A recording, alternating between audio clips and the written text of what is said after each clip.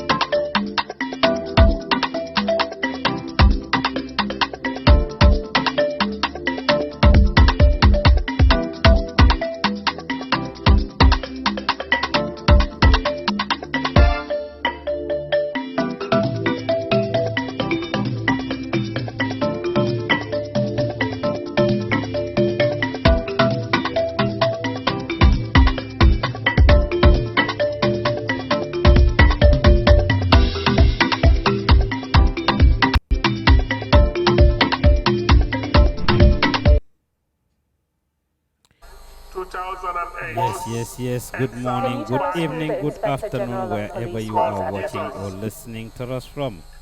You are listening to your favorite show coming from the Gambian Talents TV. Lu tax Gambia du dem show naka Nyohobai show nag Pa Ousmane Diouf nekkal leen ci gannaaw microphone bi nii laa koy defee saa su nekk rek tey nag am ay spécial gan fii ci kër gi am mbégte kontaan rek pour dalal leen suma yaay yi ki nga xam ne mooy Tukulor Sey moom laa jàkkaarloog ak ki nga xam ne moom la ñuy wax Oumie Andrews ci jamono ji ndeysaan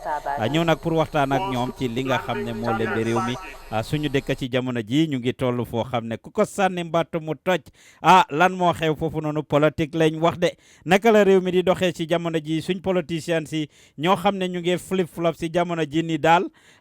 cross carpeting gaa ngi bari coow laa ngi ne kur lan la suma ñaari yaay yi am nag pour wax ñaareel duma toog fii nag xaw a ragal xaw a tiit get intimidated but for some reason it look like these two women dañ ma yóbbu sëriñ ndax daal dañ ma dugal xalwa ñoom ñaar xaw ma ban la si waaye nag tey rek ma jàkkaarloog ñoom lu fi nëbbu dina feeñ Nyohobai show lañ wax nuyu naa la anti Tukulor fay naa la ba yaa ngi nice thank you anti Oumie fay naa la jig fa Nyohobai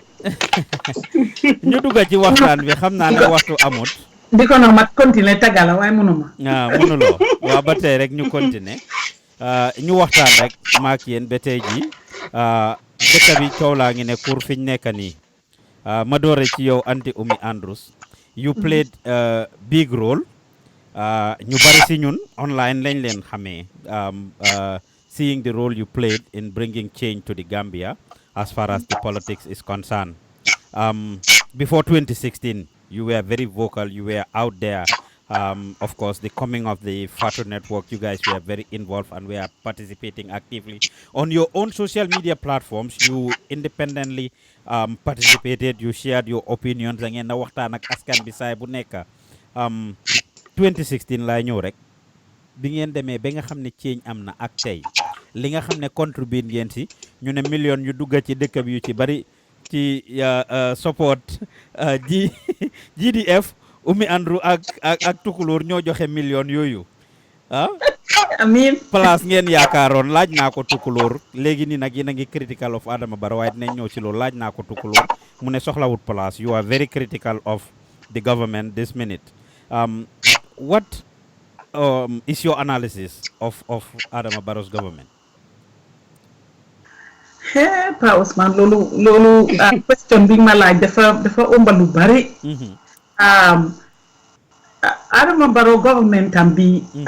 gis naa si yu bari yoo xam ne xam nga ne nit moom wutut nobody is perfect waaye man first of all soo gisee suma online posting si yëpp man bi ma dooree communication bi moom moo bonoon in fact ben tey they are not communicating te yow soo nekkee borom kër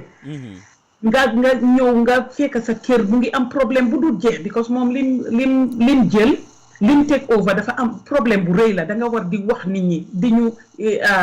di ñu waxal step by step si loo nekka lan nga foog ne noonu lañ war a def mais o lan nga foog ne xam nga noonu nga war a def loolu lañ war a dimbalante pour nga egga fi nga war a egga waaye moom du nangoo uyu kenn dafa nekk di defal boppam rek ba pare ñun duñ xam nga loolu government communication dafa important trop si government soo communicate tut ñeneen ñi nga war a ñi laa toppa duñ xam si li nga nekka looloo tax soo gisee nit ragal olof yi dañ dee wane soo gisee nit nit ragal niw li mu dut wax moo tax waaw so man loolu problème bi communication bi moom mooy woon number one waaw xaw ma ndax da nga bëgg a ma lifin because sa question bi lim umba dafa bari torop waaw moom laa bëgg rek yow naka lan mooy sa analysis ba pare waaw ok ba pare man dama foogoon ne liñ xeexaloon yëpp ay réforme yooyu noonu dañ war a dafa waroon a at least try pour step into that pour door di defar di def réforme si naka la dra sa naka lañ ko dee waxee réforme yi constitutional review bi mu ngi ko def waaye the pace is very slow ba pare am na yu bari yoo xam ne danga ko war a def at the of the back healthcare system bi xam nga ne su ma waxutee loolu du ma nokki healthcare system bi Adama Barrow dafa waroon a def dara you know it is very important. So buggee def da nga war a génn si ne lii laa bugg a def. So foog naa ne nii ak nii ne ngeen may ma maa ngeen try pour def nii ne waaye ñun xamuñ si dara. There are other things that he should have done that he didn't do. Ba pare ñim indi si ñoom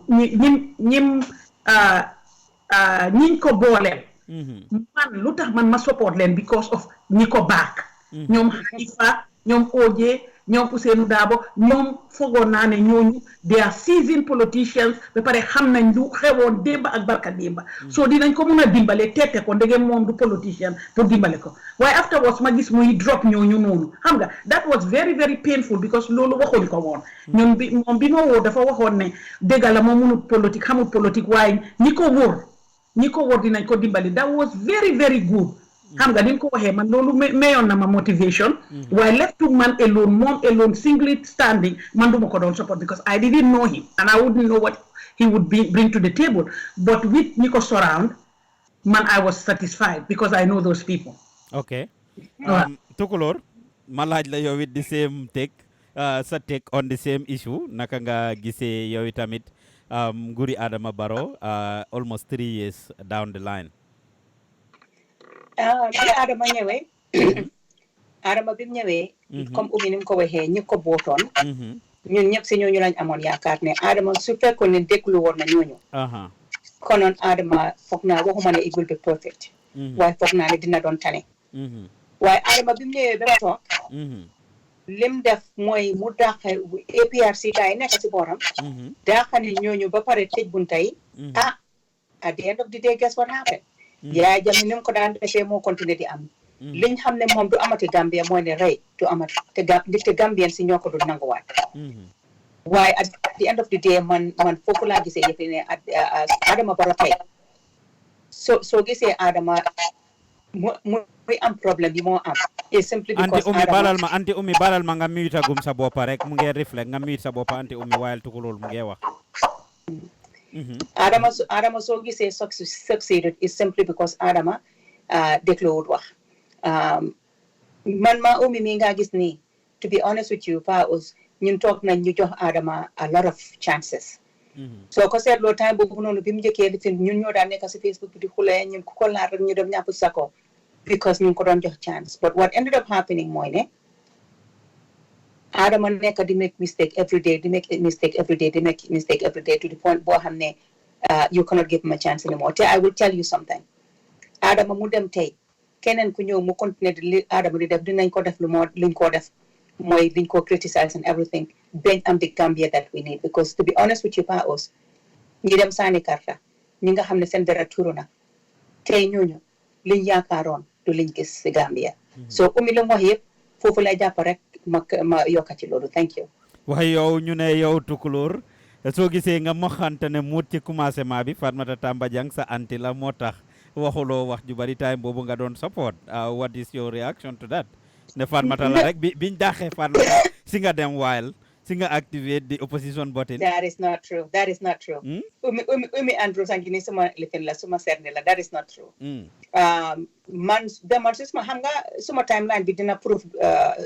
suma lima la so léegi li ma bëgg nga def balaa ñoo daaxa Fatoumatta Tamba Jang demal suma timeline bi nga seet gis nga su fekkee ne xeex nga xeex boo xam ne ba nga koo xeex danga ko xeex ndik te danga bëgg a Gambie dem si kanam doo seet boti kenn man all my life dëgër boppa kennuma koo def dama dëgër boppa ku dëgër boppa nag du nangu comme Fatou Camara ni mu ko waxee kenn du nangu ganaari kenn nenuma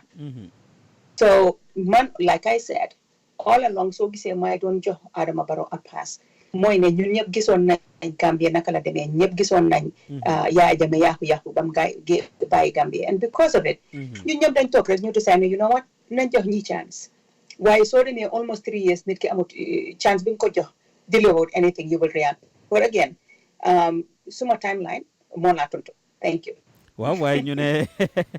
xaalis bi ngeen ci def ak alal jeeg itte jeeg risque bi ngeen jël yaakaaroon ne su Adama génnee rek maga ngeen dikka nag bëgg ngeen na dellu Gambia settle down commencé di def seen yo fi jeeg ni ko gaay di waxee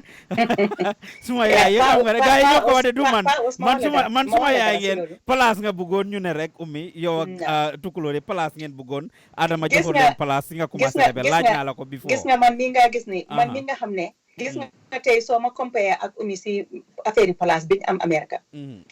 man mun naa nekk xëy na secrétaire yi Oumie based on Oumie xaalis bi am waaye Oumie dina la waxal boppam because Oumie is a scientist ñun like I said xeex bi soo gisee ñu dugg ci gis nga xeex boo xam ne soo ci duggee pour nga am bugga ci dara ëllëg kon yow loolu doo ci am tiyaabo dëgër boppa bugga dëkka ak am tiyaabo yàlla gis nga every day su ma gisee nit ñi di wax TRRC paus loolu mooy suma fay man ci xeex bi kenn du comme ni because like I said man offer nañ ma liggéey maire bi Mrs Tampajang sax biñ ko joxee place bi mu ama mën a ko déedéet te mun nga koo kool anti Fatmata nga laaj ko mën a ko anti mu ne mën a ko ñun dañ dëgër boppa mën a ko ñun duñ mën a survive Gambia mën a ko man xeex bi dama ci dugga léegi freedom am na ñi bëgg a liggéey nañ ko jël te to be honest with you ñi bëgg a liggéey c'est que ñi nekkoon si xeex gi they have a right to go work there waaye man xam naa ne man that was never my intention mun ngaa call anti Fatmata interview ngeen ko fi call ko nga laaj ko ne ko ndax Tukulor liggéey la bëggoon dina la ne offoon naa ko liggéey jëlu ko waaye loolu naka lam fa taaje foogaloon ne loolu corruption la fan ta nekk sa anti ñu jox ko place rek mu xëcc la ne la kaay dafa gis how vocal I was and mu toog ma xalaat and I think doon ne na bëggoon naa ko I think because at the end of the day li mu bëggoon mooy koo xam ne you know ku nekk am na dañ leen na choose leen kii ngeen bëgg a ñu liggéeyoo so that's not corruption gis na suma liggéey GDF te man li ma def fii man I don't go around di wax suma liggéey bi fii lu may liggéey waaye I think ne it is something man liggéey boo buñ ma jox Gambia tey dinaa ko antan because li ma def fii moo ëpp lu Gambia government luñ ma offer waaye léegi ban place la offer woon ban place la offer nay leer boobu I'm not going to get into all of that because I don't want to make it about that but what I'm going to tell you right now mooy ne of man pour ut liggéey dugaluma si xeex bi li ma dugal si xeex bi bugga dëkka dëgër boppa ak bugga rëy bi Yaya Jammeh lu mu doon rëy nit ñi mu jeex loolu moo ma dugal si besides loolu Barrow ndax oona la ci ñaari at yi génne na Fatmata long time ago boo den ndax moom oona la personally wala any other person approach you for a job Barrow no moo tax bi nga lifin Barrow no Barrow wouldn't want people like man or Coach Basamba Jaw or Oumie Andrews or Bankamane Barrow du ñu bëgg ñun si lifinam because ñun dañ dëgër boppa Barrow the only people ñoo xam ne dina leen jël mooy ñi nga xam ne dinañ ko dogo te dinañ su ne nii ñu ne ko naam suñu masque yi suñu Barrow li fi ne dëgg lañ ko wax ñaar ñetti fan ñu daaxañ so no I don't think Barrow dina offer any of us a job brown envelope bi tamit ñëwagut ñu ne brown envelope yaa ngi fulaay jamono ji de ñëwagut brown envelope suñ ma ko joxee dinaa ko sarax victime si nga xam ne ñoo ko soxla ma dellu si waat ci suma yaay rek Oumie na ñëw de yow it ñu ne liggéey laas ya yoon nga ndànk ak iya before laas yoon nga ndànk yow it dem Banjul Tukulor demagul waaye yow yoon nga ñaari yoon dem ñëwaat da nga dem kër jagut ndax lan nu fa taajoo place nga uti woon ndax uti wuloo place Ousmane su ma utee place sax def ma war parce que Gambia suñ dëkk la Tukulor bu ko li fi nekk Tukulor borom xaalis la de bu ko faale li moo liggéey lim mun a def mun naa Tukulor jàmbaar la waaye bu ko faale waaye man ku ut liggéey Gambia tamit def la war because I am Gambian am naa right pour dem ma apply through the right channel man bëgguma ñu ooma rek ñu ne la kaay ñu jox la liggéey bi non dañ maa ne lii moo ubbi man maay dem ma waxal suma bopp ne dama bëgg a liggéey ndax am ngeen any vacancy ñu jox ma apply ñu scrutinise ma naka la ñoo scrutinise ñeneen ñi waaye yow oonañ la ndax ooyuñ la Tukulor mu ne moom antem oona ko yow oonañ la ndax ooyuñ la man kenn musut maa oo wax dëggu yàlla suma diggante suma yàlla kenn musut maa oo pour offer benn job te loolu sant naa si yàlla because daf dee metti pour sa dëkka oo la pour ne kaay nga ñëw liggéeyal sa dëkka doo ko mun a fulfill loolu dafa painful xam naa ñun dañ ko dee def waaye it is painful man duma ko mun a def because man Pa Ousmane am almost li fi duñ ma job because dama war a retire soon ñoom Tukulor ñoom they still have years to go waaye man Gambia xam nga Gambia 60 years ngay retire ni ko man damaa dem liggéey 1 year rek ma retire di so xanaa ñu jox ma ministerial post xëy na boobu dina am age waaye any other place I have to retire léegi brown envelope bi nag brown envelope ba ngeen ñëw na ñëwut man yow demoon nga di yow demoon nga di Oumie maa bugg a may gars yi sax because man li ma spend already for the Gambia waxuma sa GDF waaye li ma spend si GDHI suñ organisation bi is more than enough gooma baro su ma jox envelope sax du egga dina half man lu ma spend xam xëy na lu ma jox mooy $500 or $1,000 léegi gisee nga moom ndax giseewuloo moom bi nga demee Gambia gisee nga baro ndax giseewuloo wala déedéet giseewuma moom man ñi ma xamoon ñoom laa gisanteel Ibrahima Sila moom laa gisanteel because kooku moom suma waay la ca këri jàmbur moom laa gisanteel ak Mamboure Ndiaye fekka man foog naa bi ma koo gis fekka nekkagut ministre because kooku moom suma ñun ñoo graduate Ndor xarit lañ since we were teenagers so I didn't get a chance waaye gis naa Fatmata anti Fatmata Tamba Jang dem naa si office am wax dëgg dem nañ si office am because ñu ngi doon affaire yi GDHI ñu ngi doon bugg a yóbbu container so dañu demoon foofu gisi ko Amadou Sané tamit dem naa gisi ko because kooku suma càmmeñ la ñun ñëpp ñoo jógee Bansan so that was all okay mention nga Amadou Sané ak some of the people ñoo xam ne mit nga leen Tukulor ma dellu si waat si yow rek knowing ne Jana Commission report bi mu ngi génn bu yàggut ñu dégg yiñ ci wax of course ñu bari ñi rafetlu nañ ko ñi d'accorduñ especially the government's position on the Jana Commission man ñëw si yow Tukulor lan mooy sa reaction to the government position of course commission bi joxe nañ seen recommendation Barrow waxoon na for the longest ne moom su commission bi ñëwee he will accept the commission's recommendation in its totality but then gis nañ position si change a little bit yow lan mooy sa view on the Jana Commission report Tukulor man ni ma ko gisee dama gis ne Jana Commission the only thing lu ci baax mooy xaalis bu ndaw biñ jël jox ko victims yi based on the sales of Yaya Jammeh bagaasam yi waaye doo toog commission toog ne nit ñi ñooy ñi nga xam ne war nañ leen a tëjlu war nañoo fay Gambia government yow Adama Barrow nga gis report ak report ni mu toll nga jël ñeneen ñi nga xam ne soxlawuloo leen nga ne waa yéen def ngeen lu bon yéen da ngeen di fay maa si Mamboure Ndiaye ak kii nakaltaat yi Alaaji Cissé I mean man tey su doon ne Jana Commission bi daf ma lifi noonu ne su fekkoon ne waxoon nañ ne ma fay Gambia government dama sàcc or whatever pas aus dinaa dem yóbbu leen code ne leen comme MP bi ni mu ko waxee du man kenn dinaa leen wax ne man am na ñeneen ñoo xam ne li ma def loolu lañ def te ñooñu baalal nañ leen kon bàyyi foofu ngeen ma baalal it is the biggest mockery to the Gambian judicial system because yow doo toog commission bi nga xam ne yow sa bopp yaa leen ñu bind report ne la ñii ñëpp ñooy ñi nga xam ne war nañoo delloo xaalis warante ñii ñooy ñi nga wax the people that have been ñi nga xam ne the commission found them guilty yow nga toog nga ne ñii dinaa leen baalal waaye ñeneen ñi ñooñu nañ fay that you cannot do that sàcc la defkati lu bon la you cannot differentiate between the two ñu continuer rek ak yow ba tey Tukulor ma fàttali ñu déglu di ñu seetaan rek ne yéen a ngi déglu di seetaan Nyohobai show fii ci Gambian Talents TV suma yaay yi dañ ma dugal xalwa nag waaye du tere ma jéem leen a njëtta tuuti dinaa try suma kéem talaay kàttan sin Tukulor da nga war a dem ma laaj la rek ba tey TRRC yaa ngi ko seetaan gis nga révélation si Sana Sabally Edward Singate, big names coming out to actually testify before the TRRC, before saying reconciliation. Malala Rek, what is your take? Did you ever imagine that the Edwards, the Sanas, and others would actually have come out to the TRRC and testify? And what is your reaction to the TRRC generally? So my reaction to TRRC, it is very therapeutic, even though it's painful. I feel it is also very therapeutic for Gambians. Actually, time is struggle be. Liñ daan wax yëpp ci rajo yi ci suñ vidéo yi ak yooyu noonu Gambians yi dañoo fen pas us unfortunately Gambians yaa ngi find out ne loolu yëpp dëgg la te li baax si loolu mooy ñi nga xam ne óolu woon woon gëmuñ woon ne Yaya Jammeh lu moo def mu ngi koo def and all of a sudden gis nañ ne loolu dëgg la foog naa li moo jàngal Gambians si mooy ne rek let them never ever think ne li xewoon nekko dara loo am but at the same time man ni ma ko gisee tamit mooy TRRC bi is a lesson for Gambians xam ne liñ wax never again dara la loo xam ne ànd naa ci trop because soo gisee li amoon yow doo nangootu loolu amaat si sa réew the only thing lu ma ci naxari rek mooy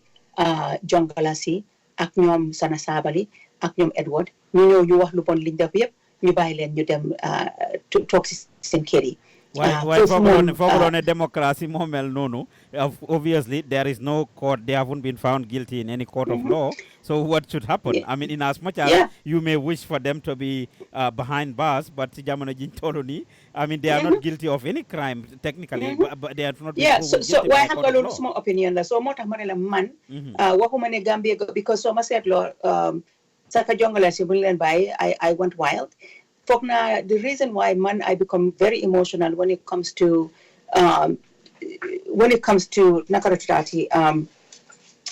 victims, during all these times, Dama become very, very close to a lot of the victims and their families. So, suma gisee ñu may wax ak ñoom si téléphone ñuy jooy ma gis seen métit daf ma dee affect. So man suma reaction mostly is based on the fact that I'm relationship with a lot of the victims. So that's where that is coming from. Okay, so testimony, Aissatou Njie Seydi, Sana Sabally, Alhaji Martin, and of course Edward Singate. What is your view on all of these people, especially those four? They are, of course, big dogs that played a major role in the atrocities, whether it's April 10 and 11, which is part of your baby. I mean, of course, November 11, Barki Dembala won, Gagis Sana ak Edward, 2 weeks prior to November 11, reconciling in front of the whole world. I mean, November 11 is just here, and there's no justice for these people yet. Lan mo is a view on that? Suma view on that, any one of, and I'm sorry to say this, why Aissatou Njie Seydi, as much as mun nga wax ne Yaya Jammeh April 10 11 mooy responsible, Aissatou Njie Seydi moo fa nekkoon di yëf yi di am. None of these people suñ toogee ñu free leen at the end of hearing si nii suñ toogee li nga wax rek justice su fekkee ne because you cannot have reconciliation without justice te victims yi bëgguñ man dama feel ne as much as Gambia government is going around di def ne ñoom ñooy the alpha and the omega. I think at the end of the day, they need to respect the will of the victims. Man gisuma victims yoo xam ne tey toog nañ ñu ne you know what ñoo nañ wax bàyyi leen ñu dem so ku rëy war nañ la ñu seet duñ la rëy waaye ñu tëj la for the rest of your life. That would set a good example ne Gambia lii du fi amati waaye su fekkee ne ñu ñëw nañ ñu def lii beneen TRRC mooy ñëw rek su baru tamit demee so man li ma ragal rek mooy ne ñi nga xam ne def nañ lu bon jamono Yaya Jammeh te tey luwaay Gambia bi am teg na leen loxo nañ make sure ne ñu tëj leen man amul kenn ci ñoom koo xam ne dinaa ko baalal because victims si ma xam duñ leen baalal. 3 years jot na 5 years Oumie dinaa ñëw si yow Tukulor dama bëgg a taataan ci moom tuuti rek balaa moo dem sa 3 years ak 5 years is on right now. Of course, the coalition, you were very involved and played a dynamic role in the formation of the coalition and supported it with all your might and strength. 3 years, la guy agree on. Jamono ji baro waxeet na. Ni ma ko dee waxee faka bulo chodi adiata me 3 years 5 years akuyata me 5 years nila ka bulo kon ningo chodi tenne adiata me akuyata me right then you know gis the flip flop between the oppositions from the OJs the Maifatis the all of them really except Doi have flip flop somehow with the 3 years. So what is your view from Barrow's standpoint to everybody else's flip flopping? Lan mo si sa view, especially the latest one dañ ko pag nday bi like UDP. So that xamoon naa ne dina wax loolu being somebody koo xam ne si politique laa juddoo chaos, there is nothing strange in what's going on. Dara nekk fa loo xam ne jaaxal na ma jommil na ma gis nga soo gisee nit ñi di react the way they do dañ xamul politique. Oumie Andrews xam na politique man xam naa politique lii ya politique la gis nga press conference oncle Ousseynou ba mu defoon keroog sax man su doon man la duma ko dem defi waaye loolu yee politique la it is strategic. Guess settle it brought up a big conversation about this thing that was so lu nekk rek is calculated ku toog nga foo ne Gambian politicians eewu wuñ muusut yow yaa na sa boppa man nag maa gis nii su ma nekkoon baro dama ne su ma nekkoon baro de man su ma nekkoon baro dinaa toog ne suma ngor dina tax ma dem 3 years constitution Gambia bi ak suma lifin ngi bi nga gis ne yëpp dama dee ne di Gambian constitution 5 years la wax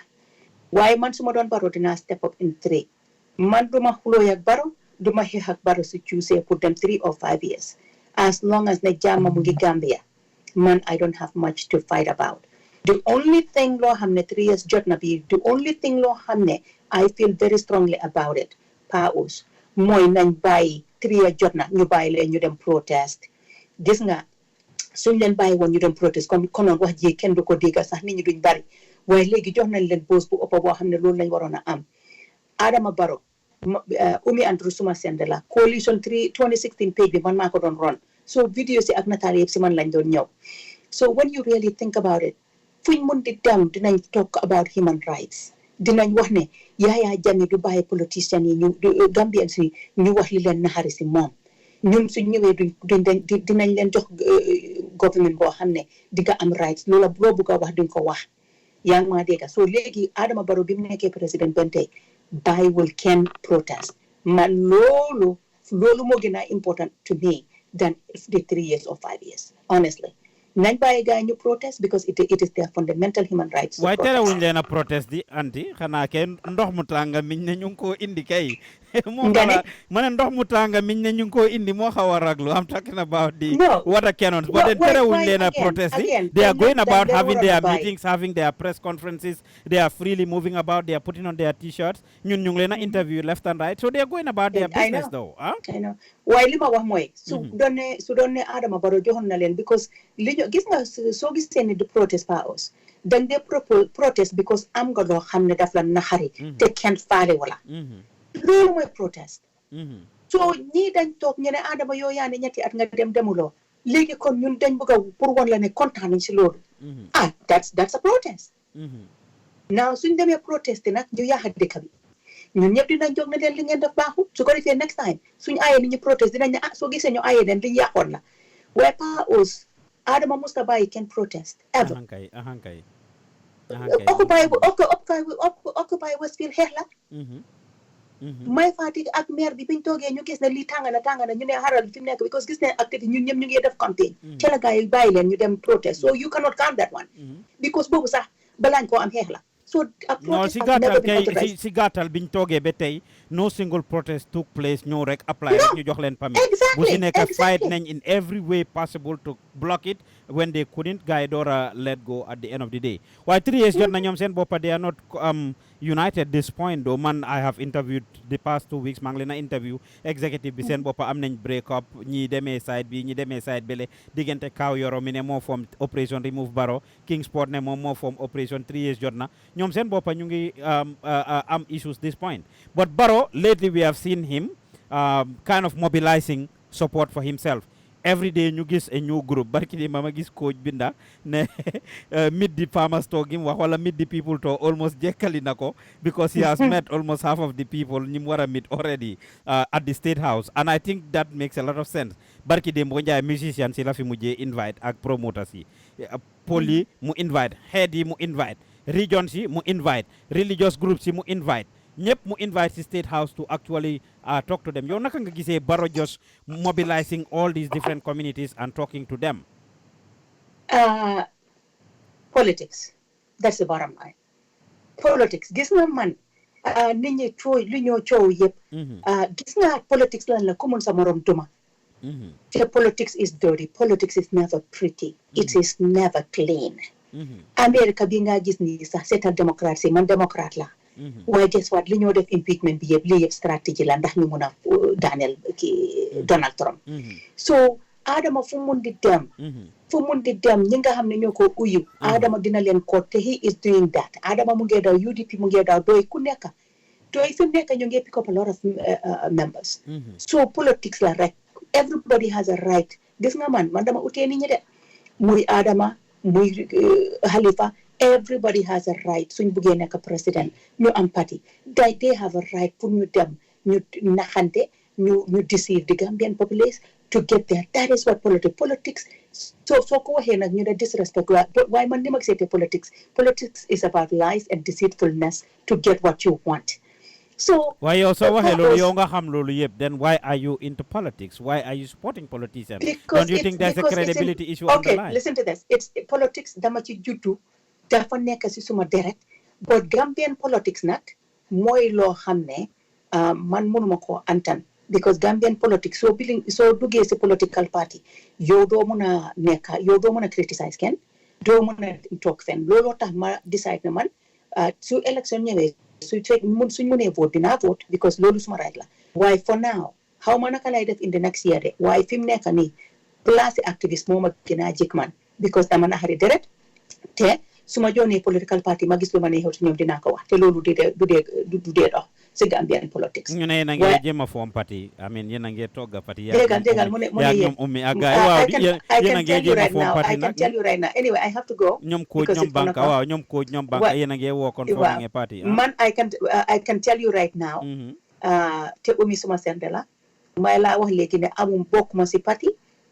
nekkuma si parti bu ñoo tooga, te ku ñëw am na ñu ñëw si man ne ma ñu ngi form parti journal ma ne leen man fi mu nekk xaaral ma nekk activiste. Loolu laa wax léegi. te that doesn't mean a year from now or 3 months from now duma bokk fenn, waaye fu ma toog nii tey bokkuma fenn, because man su ma xoolee man ni ma mel ak politique Gambia ni mel dama dee confuse. Because man ni ma bëggee politique mooy politique criticisal nga yow saay bi nga nekka nga dimbale leen ñu ween, waaye bul toog ngay saaga di xuloo ak nit ñi, man loolu duma ko def. saaga ndey boobu fi nga wax noonu nag fa la doon bëgg a indi waxtu bu nekk ñu gis ñu brosse la ñi saaga la xas la. léegi ñu ne ma old lady sax ma dem ne leen. waaw yéen nga jàkkaarloo gars yi ñu def la lu bari. How does that feel though? A lot of people say Tukulor mag nga Tukulor demal nga lii am nga doom am nga living, you are living an okay life, lan moo tax nga nekk ci lii ñu nekk la di la saaga di la xas di la wax yéen lan moo ko fi jar? What is your reaction to people who feel that way? My reaction to it mooy ndax bës gi mu la ci neex gis nga politicians yi nga xam ne time yi xeex di ñooñu ñoom a xam. kenn ci ñoom duma wax loolu. Now ñooñu su ñëwee na ma Tukulor ni Tukulor na ne kon pa us dinaa jooy because ñooñu maa ñoom a xeex te maa bi ñoo campagne man maa ñoom a nekkoon side by side, trust them. waaye ñi maa saagatee pa us kenn ci ñoom xamut ma. te nit ki nag su fekkee ne nekk nga toog nga put yourself out there, then you also need to be able to have a thick skin. Time yi xeex bi Oumie Andrews a ngi nii time boobu noonu dañ fa bañ sax dañu defal ñu man Mama Linguère benn bés ñu defal ñu messenger group because dañ nekkoon di jooy, because of benn bés mu am ku ñu toppa rek di ñu for couple of days di ñu sonal rek dañuy jooy. waaye nag guess what, suñ la buliyee so much gannaaw gi dangaa dëgër boppa, soo fi mu nekk nii léegi dama ko miin so much tuma dee baata. déedéet waaye ñu ne xale yu ndaw yi la Tukulor di nekk di lii dangaa yeblu sa boppa dangaa xeeblu sa boppa, xale yu ndaw nekk di la saaga wala di lifin ngay dem back and forth with them on a particular threat. That's not right. Yow mag nga léegi danga war a retire wala jombal sa boppa yooyu dan toppa xale yu ndaw yi di dem back and forth. waaye soo ko seetloo dooma very rarely will you see me may ay xaleel ñuy dem back and forth. I don't do that. There is one thing about me, man démocratie la xam suma woon soo fa ñëwee soo ma ne sax mun xarima balaa ma laa tontu dama la dee block talk. waaye doo ma gis si tere di ñenn ñi may saagantende loolu doo ko because man yarewuñ ma saaga sax to be even with xuloo ak xaste loolu yarewuñ ma ko. So man soo gisee ma mer Adama Barrow moo ma merloo mbete Tani Yaya Jammeh foofu laa dee def suma yëfi dof yi. waaye when it comes to ay xalel no I don't do that because ba pare ñi laa saaga seen ndey ak seen baay ñoo leen yarut. So I mean sa parents yi suñ la yaree yow why would you respect others that are older than you? So suñ la yarutee rek foog nga def yëpp yaraat la. I know you got to go suma la meñam baa ngi SN waaye ma laaj la sa final message. There is so much happening, of course tension bi saagante bi xasante bi jiñante bi, I mean it's too much. What message do you have for the Gambians, especially the young people? Message bi ma amal Gambians mooy ne politics dafa ñëw dafa dem. balaa ngeen di juddu da ngeen fi fekk politics. ku nekk fi nga faral ko. waaye na ngeen xam ne suñu nga nekk ak nit on the same terms moo gën a important. ngeen di nekk ba toog ñeneen ñi sax dangaa toog liggéey doo wax ak ñoom man am na ñoo xam ne nekkuñu wax man. simply because of the fact ne dañ bugga pour ma time boobu bi nga xam ne nekkuma di xuloo ak Adama Barrow dañ bugga ma def Adama Barrow loo xam ne bugguma ko ba ëllëg sax léegi-léeg ne ñu ne ma yow acca xasal kii man ne leen I will not do that gis nga man politicians yi I have a very very very soft spot for them because gis naa niñ sonnee gis naa lu leen Yaya Jammeh def so man dama bugga keep the politics clean xam naa ne politics nag it's not easy to say keep it clean but aduna du dara te politique jaru ko politiciens yi ngeen di réyal seen boppa ñi ngeen di xeexal suñu bés buñ amee yow duñ la faale so yow li nga war a def rek mooy ëllëg si biir su sa parti bi ñu tee nga mun a toog nga because ñun Oumie and Rose man maa moom ñu ngi nii tey ñun rusuñ because time struggle bi we kept it clean moo tax tey rusuñ thank you suma sister dina continue yow Pa Ous I have to go now jërëjëf thank you very much Tukulor thank you amoon naa few more questions ci ma la doon bëgg a njatta waaye I will let you go thank you very much kooku mooy Tukulor Sey yéen a ngi déglu di seetaan Nyohobai show jógee fii ci Gambian Talents TV Pa Ousman Diouf mooy seen host I mean of course Tukulor Sey ak Oumie and Rose ñooy suma guest dégg ngeen li ma jot a laaj dama leen doon bëgg a interview together nag wax ñu ne ma déedéet doo ñu indi separate li doo indi Tukulor after nga indi ma ne ko déedéet déet ñaar laa bëgg a am man door ma njëtta leen waaye ma dellu si waat rek yaa ngi doon dégg Tukulor li mu wax ma commencé ak yow Oumie ci Jana Commission bi laaj naa ko few questions ma laaj la di same thing rek yow lan mooy sa take on the Jana Commission man Jana Commission bi man dama foogoon ne man ci suma foog Adama Barrow dafa mistake waxuma ne everything luñ wax si commission bi loolu nga war a def de waaye at least yow yaa leen taana teg leen suñ la waxee lii def ko su fekkee ne dañ la wax ne ok kii teg ko 5 years nga ne déedéet dinaa ko def 1 year understand nga def show leniency as why don't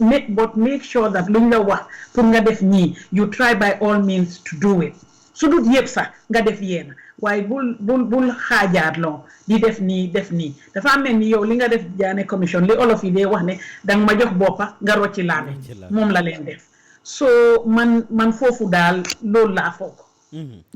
tudduma kenn nag waaye duma bugg a tudda kenn waaye lum war a def nit ñi waroon na leen a def at least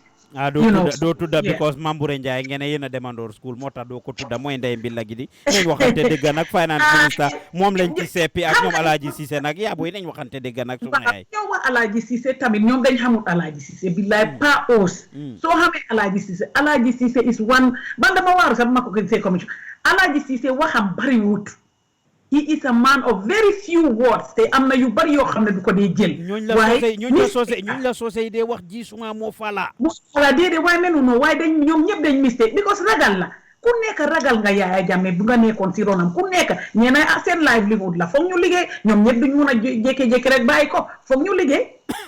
loolu la waaye nekkoon di criticize the same people di you were one of those criticizing the same people ci jamono jooju képp ku liggéey ak Yaya Jammeh ndax does it have to be selective justice ñeneen ñu liggéey ak Yaya Jammeh ñoo xam ne they are I mean because you are not close to them you would say ne ok ñii nii waruñoo def lii but then some that are close to you ñooñu gentleman lañ man musuma wax man ñi ma bugga pour Barrow man musuma wax ne musuma tudda kenn affaire yi lifin Yaya Jammeh liggéey Yaya ñi ma bugga mooy police naka la daa sax military people yi ñi nekk in uniform yooyu la waroon a reform ñi doon nekk si boori Yaya Jammeh suñ leen sante dara ñu dem def ko te ñu xam ne it's not right ñooñu def leen war a randal si booram. waaw Alaaji Cissé mi nga wax ni is no exception di moom mi nga xam ne. mooy woon kay he was the permanent secretary. foofu la mistake moom tamit def na mistake dégguloo ma ne. ok Alaaji Cissé def na mistake Mamboure Njie def nañ mistake. because Yaya Jammeh ñëpp a ko ragaloon man waxuma ne dañ leen war a def li ñu war a def. déedéet waaye ngeen nañ génnee sécurité bi ñoom ñi nga xam ne ñoom la Yaya doon defloo dara ñii tamit Yaya moo leen doon defloo ñuy def waaw def ko li moo def waaye rey nit ak dem tocco nit loolu moo gën a graaw nga dem indil ma waaw dinañ ñëw si TRRC bi Jana Commission bi lañ doon wax ñii xaalis lañ leen jiiñ Alaaji Cissé Mamboure Njie ñooñu xaalis bi lañ leen jiiñ foofu waaw suñ leen waxee dañ leen war a fay dañ leen war a fay suñ leen waxee dañ leen war a faya man that's what I said. Whatever the commission said, that's what should be laid on them. Xanaa ñu def leniency. Okay. Yes. Fair enough. Léegi TRRC bi I mean boobu tamit laaj naa ko Tukulor ma laaj la yow tamit rek lan mooy sa take on TRRC comme ni ko Tukulor waxee gis nañ gars yi ñëw Sana ak Edward ñëw appear. Did you ever believe that Sana Sabally Edward Singate would have ever appeared before the TRRC? Yow expectoon nga ko woon. déedéet believe ma woon ne gars yi dinañu appear foofu noonu. voluntarily especially. and the problem is foog naa nit ñi dañ mistake a understand TRRC bi man gisuma fenn fu ne fu si TRRC bi fan la mii ni justice nekk so dañ ko waroon a xeex since the beginning because TRRC there is no justice in that TRRC you know so justice bi si government side bi la foofu la wéeru so I believe the TRRC are doing all what they are supposed to do man loolu laa foog the only mistake bu ma foog ne xëj na they did wrong or they made a mistake mooy liñ def it was very dafa mel ni loo xam ne mu ngi ci tànga bi ñu appear Edward ak Sana appear in that type of xam nga show loolu moom dañ ko war a def do but it was too early for them to do that dañu waroon a xaar tuuti because people's anger were out of the roof. am na ñuñ interview démba rek November 11 démba la woon barki démba actually suma gaay yi génn nañ ci street bi sample people's opinions and am na ñu jot a wax ne feel nañ ne Edward ak Sana suñ waree reconcile they should not be the one to open the doors of reconciliation waroon nañoo gis seen victims yi reconcile ba pare wala ñoom ñu reconcile ak seen victims yi ba pare den ñoom ñaar ñu door a ñëw reconcile waaye reconciliation ñii waruñ woon a nekk ñuy ibbi di door of reconciliation for Gambia lan mooy sa teg si loolu. well ñoom tamit seen opinion lañ niñ ko gisee man I don't blame them man tamit am naa suma opinion I don't blame them because man dama ne rek fuñ mistake mooy ci tàngatam niñ ko defee biñ ko defee it should have been done otherwise waaye ben tey TRRC bi they are there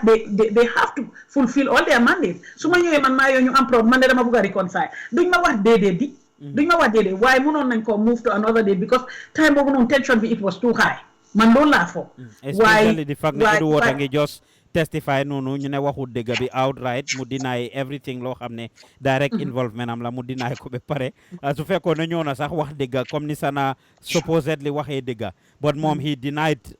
all personal involvement in all the cases especially bu Koro Ceesay bi I mean that he had no clue moom daf ko just that was very painful. Mom, it was very, very painful, which is true. It's very painful. Why I don't know what the government has in store for them. The only thing I know is what the TRRC's mandate is because I read that and I know. So that I'm just Tukulor is with the opinion ne ñoom Edward ñoom Sana ak Tukulor Sey ñoom Aïssata Ndiaye Seydi they should not be working scot free obviously mooy li nga wax nii rek mu fàttali ko ne ko démocratie moo demee noonu amut fenn foo xam ne dañ leen convict wala yóbbu leen and proven guilty in a court of law so therefore they can all walk in and out of the country freely whether Tukulor Sey la whether ñoom Sana Sabally la all of them amut fenn fu ñu leen convicté wala foo xam ne loi dafa daanu seen kaw because actually they did not appear before a court of law they just appeared before a truth commission lan mooy sa reaction to loolu yow. Well, that's very true. That is true because I am coming back to the mandate of the TRRC. Government, the more something in place for no living and you know it's too. It's not living a good. As the TRRC is going on, non lañu defe the prosecute. I don't know what the government have for them. Why I believe ne su report bi pare. In fact, you know why a lot of people are skeptical is because of the Jana Commission. Because foog nañ ne Jana Commission bi nim ko follow te su ñi tamit TRRC bi pare suñ ko joxee seen ñoom luñ seen recommendation xëy na du ko follow. Looloo tax nit ñi skeptical. Why I believe and I'm strongly appealing to the government to really look into the recommendations. So TRRC your recommendation. There's nothing we can do. We can just talk and we can push and we can say something. Munuñoo condemn rek ba pare duñu wax lan tax ñuy condemn. Man lii laa foog because it will not serve the people ñi nga xam ne victims like right. At least you should do something. After this, the recommendation, nga génne ko ñëpp gis ko ba pare nga go by the recommendation. Suñu waxee ne ñi da nga leen war a yóbbu nga ak evidence nga dem try leen in the court of law, you should do that. That's my belief too. Fair enough. ñu dellu ci waat ci daj doppa gi ndey mbilla gi politics bi ba tey rek we see them flip-flopping laaj naa ko Tukulor 3 years 5 years obviously especially the latest announcement by the UDP. I mean, lan mooy sa reaction to the flip-flopping by the different politicians, OJ Jallow and the PPP? position am démb rek maa ngi play waat interview bi ñu defoon ak OJ about a year and so ago where he was talking about the 3 years ne moom mandate am contract bi mu sign ak Gambian people bi was 3 years and even if he was still in government so 3 years yi jeexee moom dafa resign from what he said at the time. Obviously that was the PPP stance. I mean with the new leadership of PPP gis nañ ñëw endorse Barrow and the 5 years. I mean gis nañ GMC how they were involved lately. My Fati is being very critical of the government barki demba bi mu ñëwee rek today seetaan nga press conference am bi gis nga ko I mean how critical he is even though he is still with the 5 years but give na room for the president to respect the 3 years. I mean the same thing UDP nag moo gën a surprise ñëpp knowing that they have been the one that have been championing Barrow's cause. Barrow is our Barrow. The party leader said he was gonna take whoever forces Barrow to go out to court and the like, only for us to see a different stance by the party. Lan mooy sa take on this? Ni ko Tukulor Sey waxee rek politics. Pa Ousmane, I have written several times musuma gom politician. Musuma ko gom. Because dafa wax tey lii mu seet climate ëllëg bi su ñëwee mu seet climate bi mu wax leneen. Politician noonu la mel. I have lived in the Gambia for so long xam naa politics. Politique now at OJ time bobu time Jawara be son politique now I was a teenager when OJ was first elected. Why man first off after 3 years 5 years bi Adama Barrow man silima ham biñ doon def campaign bi dañ ne 3 years man sama do wax ne ñu def transitional in fact biñ waxé ne independent candidate bi Aïssatou Touré bi waxé ne 5 years man ma ngi doon mer sax ne leen man kay bëgguma kenn 5 years dama bëgg rek kuy ñëw rek transition rek ñu def li ñoo def xam nga rek ñu def election. Why? The other part of it is dama blame Barrow because if there is a need for him to want to follow the constitution man first man how one lobby man I don't know the law but when Ousainou Darboe came out and said this is more constitution bi more supersede man dama doon weddi ñëpp ne leen déedéet dafa war a lifin by 3 years waaye bi Ousainou Darboe génnee mu ne constitution be more supersede anything else lu nga def man dama ko gom because mooy constitutional lawyer man xaw ma ko mu ne so dafa war a def 5 years man since bi mu waxee loolu I step back and look at myself I said I'm not a constitutional fellow I don't know man li ma xam rek mooy moral and ethics bi nga wax soo waxee da nga war a def waaye I thought again to myself ne politicians yi kenn du dee wax dëgga mi fii you know,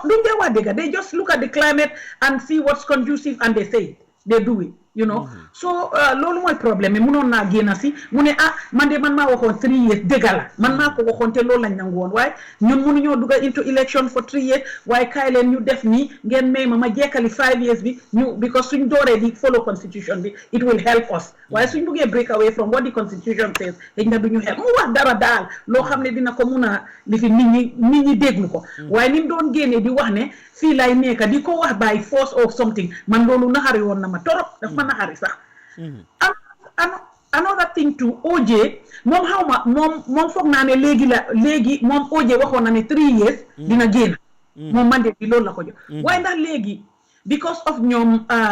xëy ñu PPP leadership bi ñoo wax ne 5 years lañ bëgg ndax OJ moo wax 5 years because déglu ma ko bu baax. Well, he was part of the negotiations and going there am nañu wax sax ne soo gisee OJ even wax loolu because OJ and Darboe would not see eye to eye lim doon champion all along Darboe dafa commencé di dem 3 years rek moo mu dem 5 am na ñoo xam ne loolu lañ ko jiiñ sax ne waaw li Darboe dem 3 years moo tax léegi OJ dem 5 3 years 5 years bi Barrow am na di right pour dem 5 years ne ngeen constitution bi la ñoo lifin topp am na di right pour dem 5 years am na di right pour taxawaat waaye again ñi nekk 3 years tamit am nañ di right pour wone seen anga ne yow 3 years nga waxoon so ñun dañ bugg a léegi dañ la wone dañ mer waaye all what's going around all the audios people are listening to di waxee fi violence man loolu laa ragal waaye su fekkee ne ñoom dañ bugg a genuinely dem protest wone seen anga nañ dem ñu protest peace man duma aaye kenn protest man because gis nga ñoom kii tamit seen protest bi bi ñi bëggoon a dafa doy man I was champion ni ma ne bàyyi leen ñu wax in any society soo amee façon ñi nga xam ne nit ñi dañoo bëgg a wone seen anga let them show their anger ba pare afterwards mu pare why foog ñoom wone seen anger man I don't mind they can go and protest if they are going to do it peacefully why with all those audios going around man I'm scared for Gambia why are you scared violence because lu ma dégg dañoo violence ñi ñuy oñe nay seen tour ne dañoo dem si kër seen kër yi xam nañ fuñ dëkkaa yooyu noonu yëpp waaye xam nga si luy man dama feel ne am na ñu bari ñoo xam ne dañ disgruntled and I'm not taking the chance of génnee woon naka la daa sax waa APRC yi foofu I think they are there waaye xam nga before now gars yi dañu waxoon ne UDP they are not behind it waaye léegi bi lii yëpp jógee gis nañu UDP were behind some of them are behind it so waa UDP distance nañ seen boppa from 3 years jot na 3 years jot na executive bi tamit distance nañ seen boppa from violence almost all political parties wax nañ ne they are emphasizing ne 3 years jot na am nañ the right to go protest Dabo dégg nañ mu wax moom in a lot of fora ba lately sax mu ngi wax ne waaw 3 years jot na I mean su fekkee ne gars yi dañoo génn government bi waruñoo dem di jënd ay water tanks loolu misplaced priorities la and the like but then he has distanced himself from them though okay why wax na dëgg dañ am nañ right dañ am right pour protest wax dëgg man duma aaye kenn duma wax ne kenn amul right pour protest man protest moom mun nga koo def nga def ko peacefully loolu moom I agree they have the right to protest peacefully Barrow too has the right to wax everybody has the right because it's politics politics is lies and deception loolu la te mënuñoo génnee loolu si politique loolu mënuta am I know loolu munta am it has to happen politique lan moo tax loolu munta am don't you think we should be man well for all the years I've lived musuma gis politician bu xëy na di nga def soo waxee 20 there are 20 things xëy na woon rek ngay def wala two moom ngay mun a fulfill doo mun a def yi because foog ñu fee because ñu ngi embezzle ñoom xaalis lañ bugga suñ gisee ku gis xaalis rek Gambians ñun suñ gisee xaalis rek duñ mun a waaye human beings noonu la mel if we see money we go for that that's where our allegiance will lie most of us why man dama dey preach all this while momi ne okay ñun Gambians we should be a lot more better than that ne generations before us ak ñun suñ generations yëpp might have failed in certain terms, especially when it comes to politics, because this is the mentality that we all have. Politics is a game of deception, game of lies and the like. Don't you think we should change that narrative and start preaching the young people, okay, politics should not be the game of deception, the game of lies and the like, that it should be the game of truthfulness where you will be held accountable on the things that you say. And that, so demenga wax nit ñi dara defuloko, next election they can vote you out. But if we all believe that politics is the game of deception and the game of lie, don't you think that is going to continue? Huh? No, why mom, you are online, because if we know that, because people know if they are lying, but they still vote for them. They still continue voting for them. Why Paos? So sometimes you say things because duga gulo si leadership de danga wax dara nga xamne why so teme be duga si leadership bi you will be surprised lan moo fay xew li nga wax yëpp dugaaguloo fa waaye soo si duggee li nga waxoon yëpp da ngaa ne su ma yëgoon duma ko wax man maa la ko wax. Well, I understand that. loolu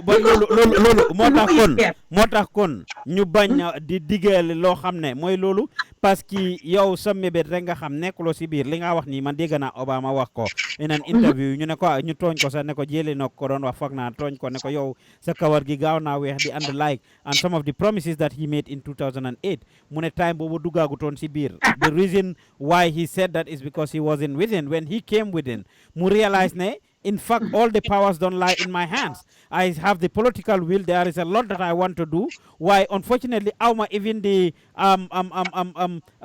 parliament on my side. Dinga gis ne jamono joju nono, I mean he didn't have either the Senate or the House on his side to be able to champion yena yi nga xamne mu ko buga def. So even so amé the political will amna yo xamne do ko mëna def realistically wala resources yi nekku fa.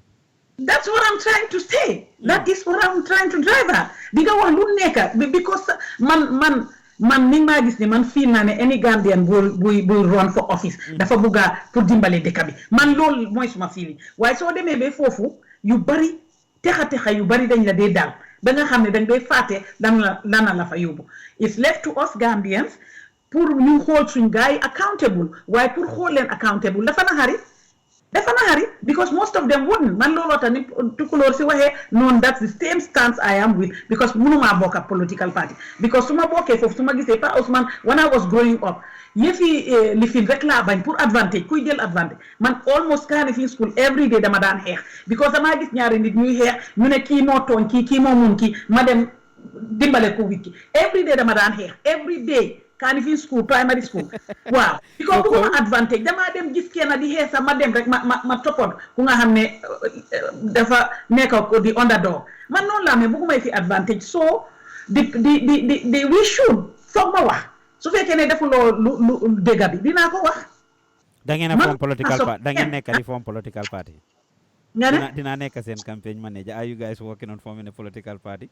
No. You know? No, I have not had. Look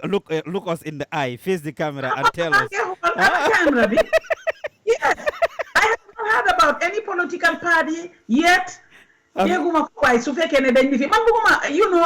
it's just because it's like a spillover from the activism. Spillover man because léegi sax bëgguma duma dee dem Facebook lu bari sax dama dem rek post lu ma post rek ba pare génna waaye it looks like a spillover bëgguma position Gambia because I'm getting old man fi nekk ma bëgg a retire fi ma enjoy the travel xam nga enjoy suma set yi léegi dama am set so loolu la nag it's just a spillover waaye pour ne maa ngi dem pour uti place Gambia I don't think I would want any position even to be the head of state bëgguma ko because duma ko antan Doko Anton Bugolo yell any position. Because I'm so grouchy if I cannot do what I want to do, which is you wouldn't tell well. So I just want to, hold leaders accountable. But how do you hold the leaders accountable though? How do you think that should be done? Through social media? Subaro defe lumbaru taw def. Although finne for more than 5 years. That's what he decided to say. All what he has been saying, and bimo haste, how ma haste la how ma bimo lifin di tontu wante nini di wa. Yep, manabo ko dewa. You don't have to do that. You should be a uniter. Then you are a unite. Then nga nyo si nini pa nini nyo na fatek. At least nyo nga waha nyom si taranga at njeka at taranga. You respect people so that they will return the respect to you. Nga nyo nga waha nini ndanka nanga. Whole responsible su fekkee ne wax nañ loo xam ne waruñ ko niñ ko waxee du dégg comme time boobu noonu bi baro du dee wax dara man every time dama dee génna ne génnal nga communicate ak nit ñi génnal nga wax nit ñi what do you want to do fi nekk nii our house is on fire somebody should come up and say well the fire truck is here the water is here people are wax ñu step by step what we are going to do we intend to do this way when the fire dies out we intend to build up and this is how we intend to do it nga def ko why misplaced priorities all the time loolu la water cannon moto bi xaw ma da ñoom ñoo ko jëndale waaye man suñ ma jëndaloon benn mammogram machine pour Gambian women and men pour the screen pour breast cancer dina ma neex benn rek is $200,000 ndox mu tànga mi la nag su ko defee ñu ngi ci décembre dem jël rek gaay sotti la ndox mu tànga nga defar sa tii bu gaaw misplaced priorities de ba pare dama foog ñi defante la tokki moo joxe yooyu am nañ ñetta léegi waaye yow Oumie yéenay ñu gis nag nga share ay Barrow Youth Movement ak yi yow ñu ne yaa ngi ci da nga surface nii rek da nga nekk di wane surface level bi boo yow sa xol bi Barrow moo ci ne ba tey nag gaay ñu ngi la koo jiiñ why Pa Ousmane wax naa ne we would not eat our young man I will never eat my young ñun ñoo oo nit ñi ne leen kaay leen I said the story man su ma amee doom boobu nañ ne doom bu góor bi ko yéen a dee déggee bopp mu fedda géew du ma nekk di wax ne na dem moom loolu affaire am di ko lifi dama ko all the time dama laaj nit ñi wax leen ma naka laa war a def ñun ñëpp doboot laaj naka laa war a def pour mu ñëw baax su ko defee may dem kaay defal nii di génnee sarax waaw di dem ñu wàcceel ma kaamil ñu ne dañ ko li yooyu yëpp dinaa ko defal suma doom so loolu foofu laa yóbbu Barrow because ñu ñoo xeex yëfi yaay daal ngay def ba tey yes yëfi yaay laay def ñu ñoo xeex teg ko fa te ñoom ñoo ñu ko jox te man dama leen óolu ñu jox ba ko ma óolu leen ñu teg ko fa léegi naka tax may ko galgal soo ne ñoom wax ji daay leer ñoom ñan ñoom ñan UDP la jógee di UDP ñoo ñu ko jox te respect naa seen décision ñu jox ma ñu ne ma support ko man bi ma daan wax ne communication baaxul dañ daan génn di wax ne bàyyi leen Barrow nii ne nañ ko may time ma ne dinañ ko may time waaye nag génn mu communicate ak nit ñi léegi man I will not eat my young man su fa Barrow génnee te keneen toog fa koo xam ne xëj na man supportuma ko xëj na boobu moom duma am feeling boobu waaye feeling bi ñun ñoo ko man votuma de I didn't have the mandate waaye ñi ma def pour ñu vote bari nañ so léegi man duma ko jiital di ko galgal. Last week yaa ngi binda ngeen ne whether we like it or not, Adama Barrow is the president of the Republic of the Gambia. Is that not true? He was voted into office by a coalition of Gambians. I pray for Allah's guidance for him. It is not easy to be a leader, no matter how small the organization. To those who are around him, please endeavor to tell him the truth, no matter how difficult it may be. He needs honest and straightforward people who are there to save country and not self. Also people who not respect for others and will not go around disrespecting the very people who put you into office. I am of the belief that you can do far better than what's going on around right now. Yes, there are lots of distractions, but that will always be because we humans will never be satisfied. Let us be advocates of peace and progress. I will continue to support the progress of my country by speaking up when I see wrong. Ngene moy president ngene comme ren comme ça mom kay man ko rit ngene moy president ni rew mi ci jamono ji lolou la yalla dogal. But if that's not true, let me know. He is the president of the Gambia. Is that not true? It's just the obvious. I said the obvious. And for manyanal ko because it's not easy pa Usman. So you also for nekon sa dina la nyana because that's what we should do because so Gambia take tay. Hey pa yangi ame sa business Gambia. You know? Oumie yangi jël ci brown envelope yow li nga sia baro media platform bi li ngi leen sia sax dafa bari ma ngi scroll sa page bi ma ngi sa page bi ni sia nga 4 times man dama leen wax ne su fekkee ne da ngeen fa nekk di wax agenda man gis nga suma lifin yi ma dee binda bi ma defa dee bi su fekkee ne ñu ngi ñëw nañ wax agenda président bi ndege moom du wax ñoom nañ ko waxal lana lan lay def because man I don't know I'm here lana lan lay def waaye if they do wrong if they say what they shouldn't say I always tell them amoon na kenn ku wax ne Tukulor Sey xawma kan lañ doon ñu doon saaga Fatmata Barrow xawma Jawara moom waxu dara su doon ñeneen man ma dem si poste ba ma ne déedéet dañ ma ko taa ma ne Tukulor Sey man mun naa koo waatal dafa gisu saaga bi man sax gisuma saaga bi waaye Tukulor xeexal la ñun ñëpp fii wax dëggu yàlla waaye gisuma fenn foo siyaye UDP UDP do leen de siyaayal UDP te ñoo am na ñetta wala 4 forums waaye doo ci dem ci benn doo ci yaawloo ci benn demuma si bu ibu kii xawma naka la tuddaa sax Baro kii dee defal UDP kan kii dee def boobu mooy forumam bi am na yu bari yaa ngi wax ñoom Seexu Seydi li waaw am nañ online Bantaba am nañ UDP media ak forum am nañ ay few waaye gisuma duma lay gis nga siya benn déedéet gisuma yoo xëy na time boobu noonu dama dee liggéey duma ko dee seet maa seet leneen waaye Seexu Seydi li moom musuma dem si plateforme lu tax dem naa fa once waaye li ma fa gis neexuma so I just stop because xëy na su ma bindee dara nañ ma saaga waaye ñii Barrow Media su ma leen bindalee dara dañ dee xam ne dégg laa wax bi ko xam nañ ne man dégg bi rek laay wax waaye foog ma support ko dinaa ko support suy def lu bon boo wax ko dégg bi waaw pa au su ñoo ko fa def I will never eat my young Mommy jox ma suma wàll ci brown envelope bi Mommy jox ma suma wàll ci brown envelope bi jox ma suma wàll ci brown envelope bi yow mi barong la buuxal ci suuf yow xam nga ne man xaalis yow pa au it's just logic it's just logic ne ñun ñoo ko fa teg man wax naa la affaire yi scénario bi ma la woon comme soo amee doom naka nga koo def xam nga it's the same thing that I took towards him because we fought so hard for this man suñ ko bàyyee rek du baax foog ñu wax ko di ko jubantil su defee lu warul dañ ko war a indi plateforme am boobu naa fa dem because su defee fekkee ne defuñ lu war foog ma wax leen ko xëy na ñoom ñu dottali ko xëy na beneen plateforme su ma fa demee duñ gis loolu waaye to be fair to you on October 29th, Bindanga ngene, I just got done listening to lawyer Ousainou Darboe's speech at the rally. It warmed my heart when he spoke about our healthcare system and even brought tears to my eyes when he mentioned special needs children. Diaspora voting is another important issue, and we hope and pray that these things be realized anytime the UDP gets a chance to govern. So you know, Paos, I have been in Gambia for too long. I have been for too long. Tell Hamna Ousainou Dabo. Dafa hanga lama tax ma jël 5 years bi wax ne bi explain affaire yi law bi. Because dafa xam law bi. Man xam naa ko jël na suñ case bon free of time. Biñ strike collègue ba ñu daaxa ñu yóbbu man dañ ma arrest yóbbu ma dugal ma seel yóbbu ñu court moom moo ñëw nekk suñ lawyer. te suñ buggee def display sa def ñu de wax ne déedéet that is against the law man dama ko xam naa ko bu baax ñoom ñoo ko push ni ñu bari ñu nga xam ne they are too politically minded foog nañ ne dañu war a push pa bi ñoom ñoo ko push ni waaye Ousainou Darboe ku baax la yes. Oh, okay.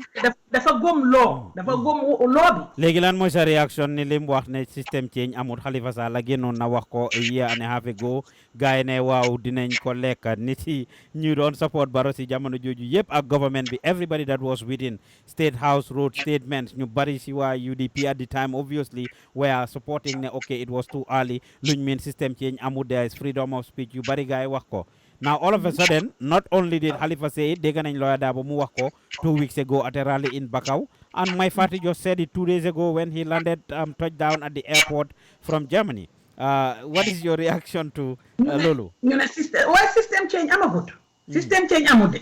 System moom dañ génne Yaya Jammeh rek waaye reform su amutee di reform everything because amatuñ institution amatuñ strong institutions. dañ war a door di def in place all the institutions that we had before because loolu moom amoon nañ ko fi mu nekk ni lu nekk foog na Yaya Jammeh dafa def benn mindset ne lu nekk through naka lifin State House la war a jaare because there is no trust yow mënuloo def kii head of civil service ba pare nga bugga lu mu war a lifin def lu mu war decision bu mu war a make rek mu war a ñëw si président bi décision bu mu war a bàyyi ko nga seet naka lay liggéeyee da nga ko trust loolu tax nga jox ko position boobu noonu loolu la Sir Dawda Jawara defoon yal na ko yàlla yërëm loolu la defoon système dafa def institutions yooyu noonu in place institution yu strong sax yu baax sax waaye système change anam dañ génnee boppa bi rek lañ génne loolu moom dëgg la so système change am regime change moo am. But then they were within though, from especially Lawyer Darboe and my party, that's what a lot of people are saying. When they were within, they didn't say there was no system change. My party, they ganen bim joge Germany, of course, all the things he said. Mom dem na ben, he was there. Ñu génné ko, delo si wat ko as advisor, and he still accepted the position. But of course, about a month ago, he resigned. He is now talking about issues that were there since then. In fact, this morning, a couple of hours ago, Mangi published a press release about the deportation. Both of them were there when this deportation was going on, when we know that there are thousands of Gambians in Europe who are lingering in the streets or who don't have documentation or who are about to be deported back to the Gambia. So, ñom xamone nañ lolu, but then, I mean, these systems were not there for any of these things to happen. But then, they were quiet about it. Anyway, they criticize that they should have said it when they were in government and not now. Because I had a post about that. Post na lolo. Mani ñine kon si government bi, what they should have done, they should have tried for us. They didn't do anything. Ben génné leen ñu door di wax. Dafa mel ni jaan nga gis jaan di roba rek nga xaar bem duga si ñay nga enu banta di daw ne xaara jaan baa ngi nii. You know, you can't do that. You have to do it. Lota ñu bari nangu ñoo jël position si yéen si government. Man looloo tax I was so happy Halifa Sallah. I fought. I spoke a lot about that. Man maa xam lu tax Ababakar Sallah jëlut. Moom xam na because nim gisee gars yi doon rocher ku nekk di dugal mbokkaam di def nii moom he step back. Because moom wakkati dëgga la su duggee foofu noonu mu buggaat leen a expliquer waxal leen dëgga dañ ko daax loolu moom mooy woon moo ne waroon a nekk di first victim waaye moom dafa xam lim xam ñu bari xamuñ ko. Well, talking about the system change, Lawyer Darboe wax na be dem further ne moom su tegee over there will not be an office of the first lady mu ne in fact loolu moo tax moom loolu lay use as a sample ne li fi doon xew mooy xew ba tey office of the first lady is illegal in short because loolu nekkut in our constitution, so basically it's not a legal office nekkut ci constitution bi ba pare secondly soo gisee office of the first lady ñu leen a jox tàndarma wala things yoo xam ne belong to the Gambia government pour ñooñu di ko jox local government si is all politics. So li fi nekkoon all wine in new battle rek moo fi nekk mu ne moom su toogee jabaram yi dañoo continuer li ñoo def aawam bi dafa continuer nekka noos bi mu nekka I mean, I know you are very touched with the healthcare. What is your reaction to that statement? Ginga yangere. Beboba, man, I already said I don't believe in politicians. Duma de dinañ wax why when they go in there ñu leena toppa ñom ñoo leena encourage ku la wax ne Adama Barrow bi mo dem si lifin bi xalaatu to ne 3 years mu bay xalaat na ko why suma ma si nek around mom because we want to be where we are in that position. We have never believed ne dinañ nek ci façon position bobu no jegeñ président ñoko nan hay lutax nga wara bay li fi 3 years dede dañoo dem da nga jekkali sa mandat xam nga ñu ngi wara def li ñu ngi wara def ni xam nga ñuy ko xéta ni pa aussi yo xamulo so amé nit ñi around ñi ñoo xamné duñ la wadiga because they know 3 years du leen arranger 3 years du leen arranger so si gatal yow gomulo that makes a lot of sense ne okay ñi nekk seen bor ñoo leena nekk di njatta di leen sun fit so yow gomulo ne Lawyer Darboe su togon jabaram yi duñ naka set up a first lady's office as he said dina ma man de ben tay rek be boba nga xamne dina am hegna one or two people ko na gomulo ko be boba yaangi on the fence be boba ko na gomulo ko may dem ne ko yow nos nga mo suma sali suma magla manako nos nga da nga man hegna su boba sama mako ane da nga set up ni su ko defé ñu mëna dimbalé healthcare system bi you see. That's what I'm trying to tell you. It's not they are making sometimes. So I gom nga ndax dina ko dem da du def ngeen ko boba. Gomuma ko. Wow. Ni wacca daano si gëna gaaw dama bëggoon nga daanu nak. Gom nga ko. Yéen a ngi déglu di seetaan Nyohobai show fii ci Gambian Talents TV Tukulor Sey ak Oumie Andrew ñooy suma guest bëggoon naa ko laaj that question mu ne of course healthcare system bi suñ toogee ñoom UDP they would not have an office of the first lady ngeen ba booba kon dinañ seet dinañ ko bàyyi xel xam nga ñoom politicians yi what they fail to realize is before politician mun naa wax dara and there is no record for it. Right now, it's an era of social media where we are all over the place and capturing every single thing. Te motax ñu mun leena indil ku ci nekk Barrow wax waxé tamit 3 years versus 5 years ñoom OJ wala Lawyer Darboe li ñoo wax ni yépp. That is why we are able to bring it back to them. So when they make certain promises, they should make promises that are realistic. And you made a good statement ne is the people around them. Now what do you think? Because man dama ko dé wax ci sosé ne hanin jelay Jibril yewole sambanya nang su dee yonent Yàlla Jibril sax lañ ñu jox mu nekk suñ président feeñi ci gannaawam wecci wuñ jikko yi dëkk bi du dem kanam. Do you agree? du olof yi wax nañ ne buur bonu dagee bon dagee ay you know that's why it is good to listen to other people outside.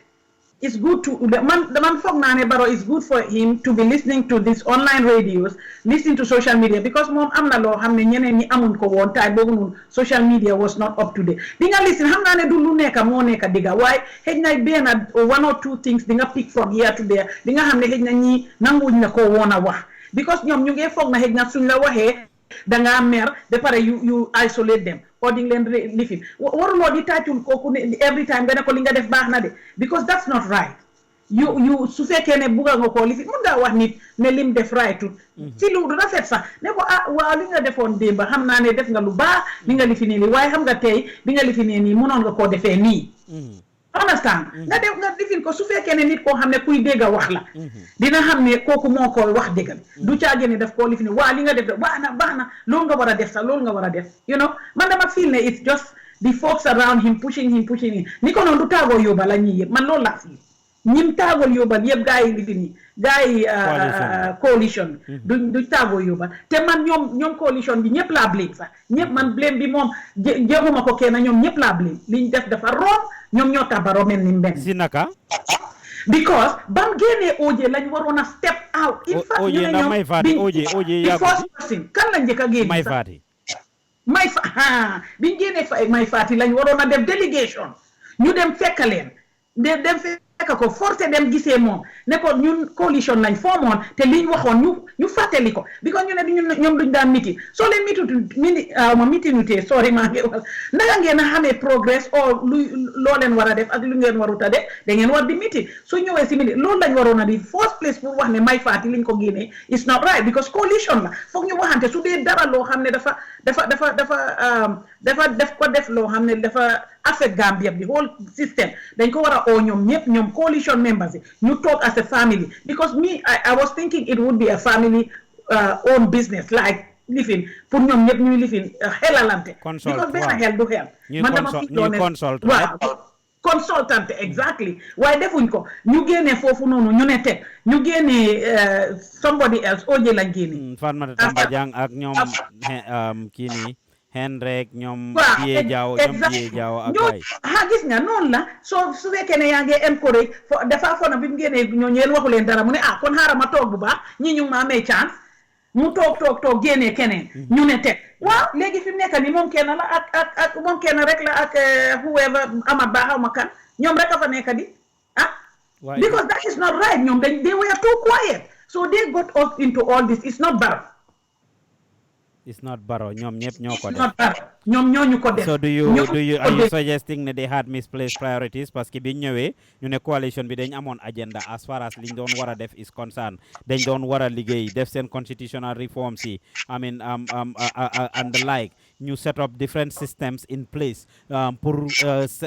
make sure there is a level playing field pour election mun a amaat even 3 years bi ñoo wax ni sax is not impossible pour mu waroon a am because dafa am ay jéego yu gaay waroon a dégg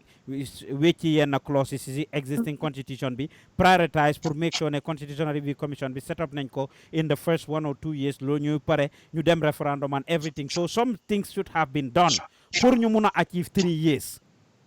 but those things were not done ndeke yow sa St. Augustine bi nga dem waaye same things gi nga ni ko waxee ne yow da nga wax yëpp ba pare de this is a correct statement that was what should have happened gis nga suñ ko defee bi if they had that mindset to work that thing within 3 years bi la pas aussi international community sax dinañ ñu doon dimbale pour sponsor election sax what you said is exactly what should have been done waaye ñoom dañ dem di xëccoo place ñi génn maa ngi remember benn time bi ma déggee benn audio bu xawma one of the UDP guys di saaga Ousainou Darboe I was so dama mer ba pare Ousainou Darboe 2 am xawma ñaata am la génnee la wax di ñëw di wax suma yaram bi dafa daw it is not right why afterward ñu foog naa ne kooku dañ ko jox position because looloo taxoon muy mer su fekkee ne façon leader boobu nga bëgg a nekk kenn ñëw rek ña paos bëgg a place rek because man maa yow a bokka man may sa leader party nga ñëw xas ma moom lii xas ma ba pare su ëllëgee ma jox la position pour nga noppi man loolu laa gis si ni ñoo demee if you don't have the qualifications you have no right to be in that position man loolu laa wax sa wax leer na jàng dafa important sa wax leer na yow loolu nga wax te li nga wax leer na dégg nañ ko Fatou Babaro Foundation bi lan moo si sa teg ko doole gis nga man biñ lifine I think you can see that I was not active with that because bi Fatou Camara génnee de explain affaire yi lii bi man maa ngi ko doon toppa pour mu seet bi ko moom ndoo explain naka la yi fi demee ba pare afterwards Ibrahima Silla génn na wax affaire yi naka la demee yaa ngi fàttaliku bi mu génnee benn xaw ma day yónnee xaalis because dañ doon jël flight pour dem xaw ma fan jigéen gi dañ ko dugal si lum xamut dañ ko looloo tax is very important pour nga careful du caagéen ne sa jëkkër a ngi si place rek soo da nga war a lu la nit ñi ñëw di wax rek nga lifin rek dañ ko def loo xam ne warul ko koo def ñëw rek ne ko saynal nii xamuñ ne xaalis bi dugg na xamuñ dara xam nga su doon suba maas man xaalis rek laa bëgg ni maa ngi damaa ne waa millions yi nga ngeen maa wax pour ma sayn anamu fan la nekk pour lan la ak lii you ask questions but it looks like Gambians don't ask questions since si time Yaya Jammeh that's a very good point because loolu laa doon bëgg a wax gis na ñoom Aïssatou Njie Seydi ñëpp who was the second highest position in the country in fact on some occasions she was the acting president which means she was the number 1 but then things came and she just signed off on them moo ko dugal ci tuuxiduna gim nekk nii ci Jana Commission beeg yooyu noonu yëpp so questions should be asked regardless of what it is could that be a way of diverting the funds I mean pour yenn yoo xam ne bugga nañ koo def nëbba ko pour bu ko askan bi xam ñu am fuñ koo jaarale waaye léegi PAOS dara du dee nëbbu li nga foog ne mu ngee nëbbu du nëbbu because in this era of social media ak léegi nga xam ne Yaya Jammeh génn na ñu ngi am a new dispensation xamuñ kana nekk fan ak kana bugga pour yaaxa xam nga am na ñoo xam ne dinañ bugga yaaxa dinañ génne gisuloo di all the time génn ñëw bank account yi kan ñu ne Ousainou Darboe it was not true waaw barki démba few days ago gis nga looloo tax ma ne in this era of social media baax na de waaye di downside moo ëppa li moo yàq moo ëppa li moo jagal léegi Besides 5 years, besides 35 million bi, what is your overall assessment of the First Lady Foundation? Man dama feel ne foundation am bi defut lu mu war a def moom dégg la mu ngi dem si places yi mu war a dem also. I heard she sponsored some kids pour ñu dem jàng waaye yow nga ne yow jigéen nga dem nga si lopitaan bi yow mënuloo dem rek nga yóbbu ña man su dee man la li ma am si xaalis yépp dama koo dem ma ne xaaral ok léegi lii mooy suma lifin initiative dama bëgg a dimbali health sector bi. You cannot be jumping from pillar to post. Nga ne okay, harama dimbale. Di nga gis ne impact bi nit ñi dinañ ko gis. She needs to be seen doing something that would loo xam ne dina lifin dara daal. Nit ñi dinañ ko recognize. Waaye man xaw ma lan lay def de. I know ñu ne daf dee dem lopitaan joxe li. Waaye do something. Su dee benn lifin nga ne ok nañ jéem man maa ngi wax mammogram machine bi parce que dañ Sénégal dañu abaloon te ñu bari dañ positive. Yes so su toogoon tey mu ne dafa am jox nañ ko xaalis mu ne 200,000 or 300 xaaral ma jënd benn mammogram machine ma ñëw jox ko Gambian pour Gambia xam nga ne loolu impact bu rëy lay ko ñëpp ay kontaan sax si lifinam bi waaye yu sew yi moo def man xaw ma nag she's doing what she can. Maybe she doesn't have the funds. Why I think she should sit with her husband and tell him ne balaa ñoo def nii nañ waste parce que wax nañ ne xaw ma ñaata lañ dee use State House su fekkee ne $1 million la ñoo use nga ne ok nañ use 800,000 ñu jël 200,000 bi ñu jënd ko pour towards something positive, like something towards liñ bugg a bill suma foundation bi lu ma bugg a def defal ni dem nga wàññi ñu wàññi si lu bari lu ñoo def waaye us duñ dee wàññi de suñ waree travel to America ñoom lu 4 nit war a lifin 20 nit ñëw loolu is just not right. waaw waaye loolu foog ba tey is it not the people won't we default back to the people who are behind them ñi nga xam ne ñoo ko nekk ñoom ñooy bugg a toppa ci trip bi ñooy nekk di bugg a am bénéfice yooyu noonu and like seen interest ñoo toppa ku si nekk. That is true because Fatoumatta Barrow xamut moom liñ ko expliqué na ne waa first lady yi lii la ñoo def first lady yi lii la ñoo def yoo soo defee lii waaye it's good that she listens xoolal kii bio xale jabari Sierra Leonean président bi xale la waaye gis nga mu ngi def impact yoo xam ne because she's doing it. Yes, so you do that, stand firm and don't let anybody use you nga wax ne lii laa bëgg a def so this must be done. ñeneen ñi yëpp ñu ngi si gannaawam ñu ngi around moom pour ne ko waaw fooguloo soo defee déedéet first lady yi nii waaye you should use your common sense too. or nga reach out to people outside ñoo xam ne they are independent minded. de wax ne seen jànga sori wut te jege ñañ loo seen bopp ak ñu seen jànga sori boot moom ak Barrow si boppam soo seetee ñu ne Barrow ñan la jegeñal boppam ñaata adviser la am te adviser yi ñi si bari what is their level of qualification. You can name all of Barrow's advisors nga dem from ñoom Lamin Cham to ñoom Du Sano to ñoom Sekou Mballo. You mentioned it. So many people he has as advisors. How many of them really ñoom Henry Gomez? How many of his advisors are really people who have the intellectual pedigree ni ko Dr. Ismaila Ceesay waxe or the capacity to actually be able to critically analyze, and what is their level of experience, what is their level of expertise in the areas that they are advising him? Did he just need to plug those people somewhere so that they can continue to run his political agenda, or do they really qualify to advise him in those fields? Man, I just think it's political agenda because then I guess how ma do sano man how male musmale na ham we never cross path, me and those people, because we are in different field. Because mom how ma do sano mom su deme any political arena mu dem how ma political arena any gathering mu nge wax affaire politique rek lay wax. There is no meaningful thing that you should advise the president for the development of Gambia. Mu nge wax rek di garuwale di def ni, which is not right. It is not right. New man transitional government la don't expect. Why they fall short of that? They fall short of that because prioritizing dara 3 years bile liñ si mënoon a def bari na waxuma ne dinañ si mën a def yëpp de waaye liñ si gisuloo liñ choose rek lañ choose de liñ bëgg a def pour seen bopp moom rek lañ choose change year xaw ma lifin year of xaw ma naka lifin bi ak xaw ma la age limit yi gars yi pour former vice président bi ak Georges yi. Wow, of course, National Assembly members in ñoom it ñu change seen boss pour suñ leen daaxee si seen political party, they will still remain in their seats. That is these are some of the changes yoo xam ne def nañ ko. Anyway, mooy loolu sa duma wax ak yow ba daaneel ak yow nag Oumie Andrew sàcc naka Tukulor sàcc nag scientist bu mag nga lan ngaa liggéey ak ñaata million what is Oumie Andrew's word liñ war a commencé what is Oumie Andrew's word dara is just a regular job, that's all. It's just a regular job. Man si lab lay liggéey, I'm a clinical lab scientist. Si lab lay, it's just a regular job. Lo rek la. Clinical lab scientist, how much are you getting paid? What are you worth? You are so funny. Ñaata millions. Yo mun nga ma face, have lolo. You can pay me. I don't have much. Ñaata million clinical lab scientist. This is why you are very passionate about the healthcare system of the Gambia, right? Let's talk about the healthcare. What reforms do you think could be made? Well, just a few minutes.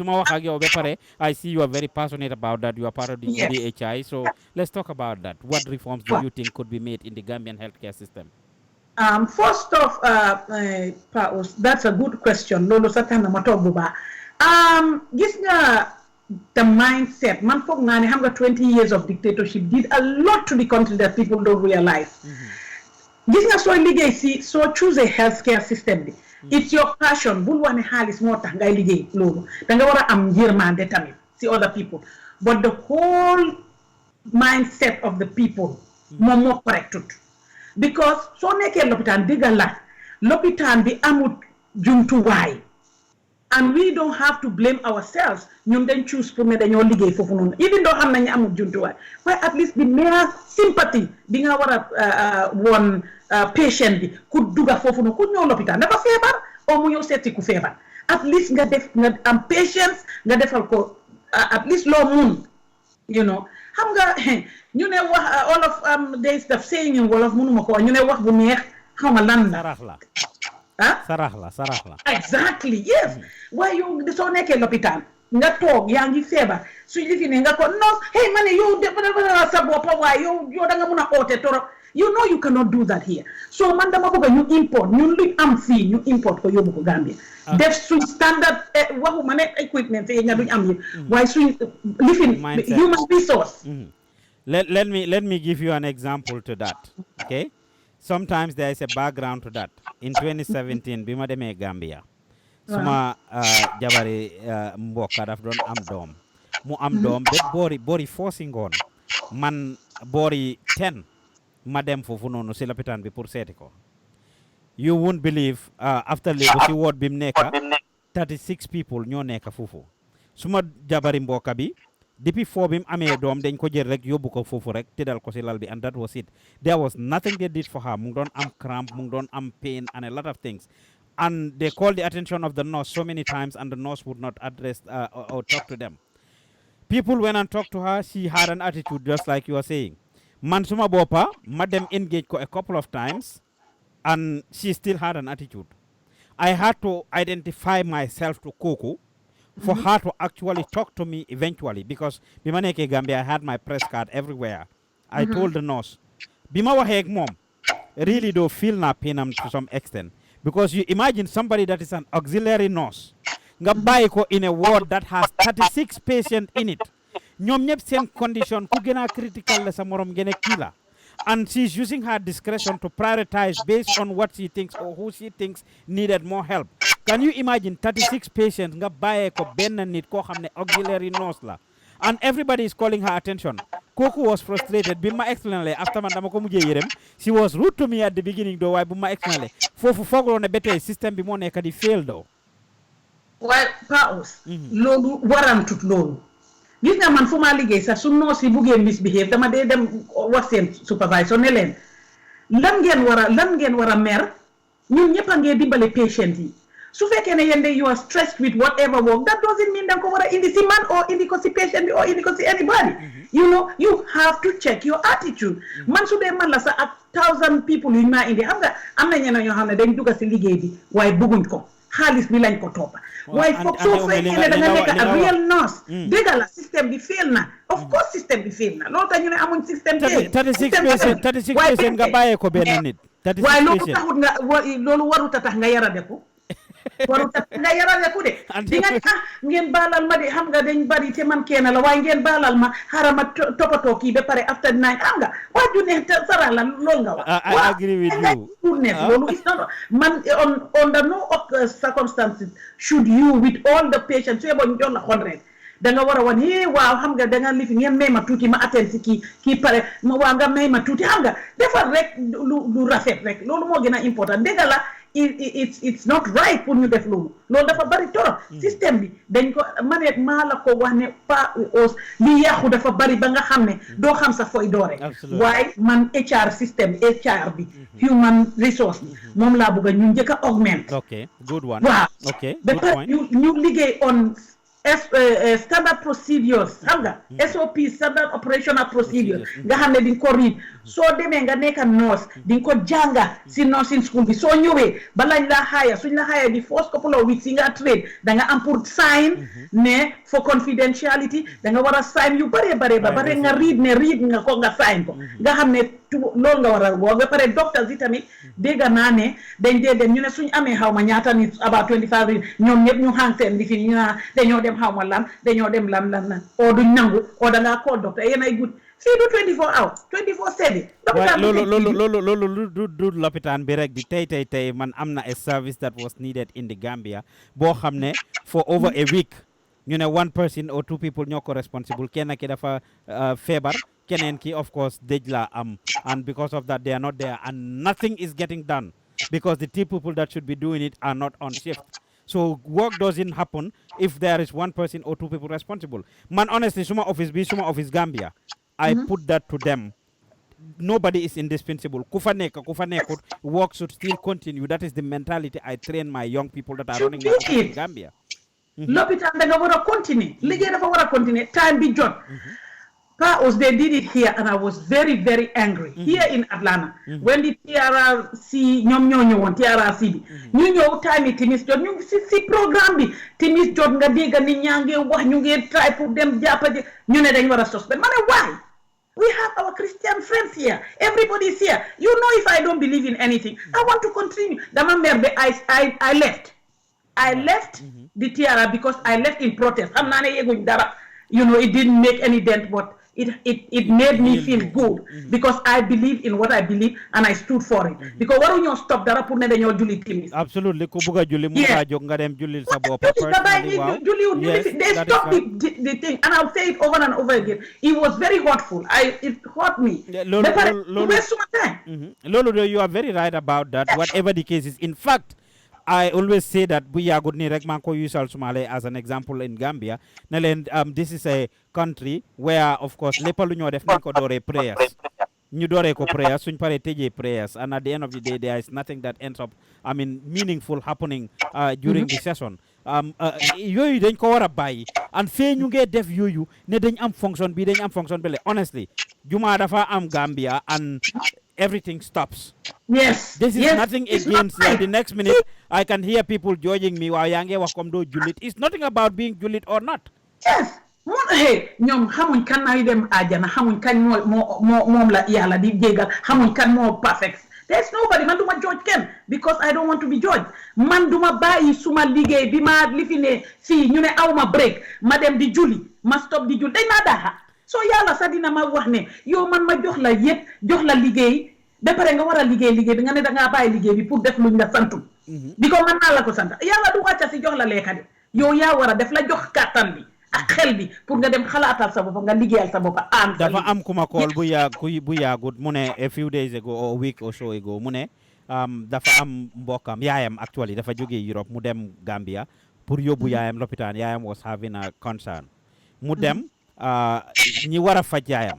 ñu ne dañ nekk on break. Can you imagine? Maire bangi tok mu ne there are 3 people ñoo xamne ñoo nekk before maire bi mom mu ngi desperate mu ngi yakamti ñu ne ko demal amna luñ ko wax mu dem jënd ci pharmacie bi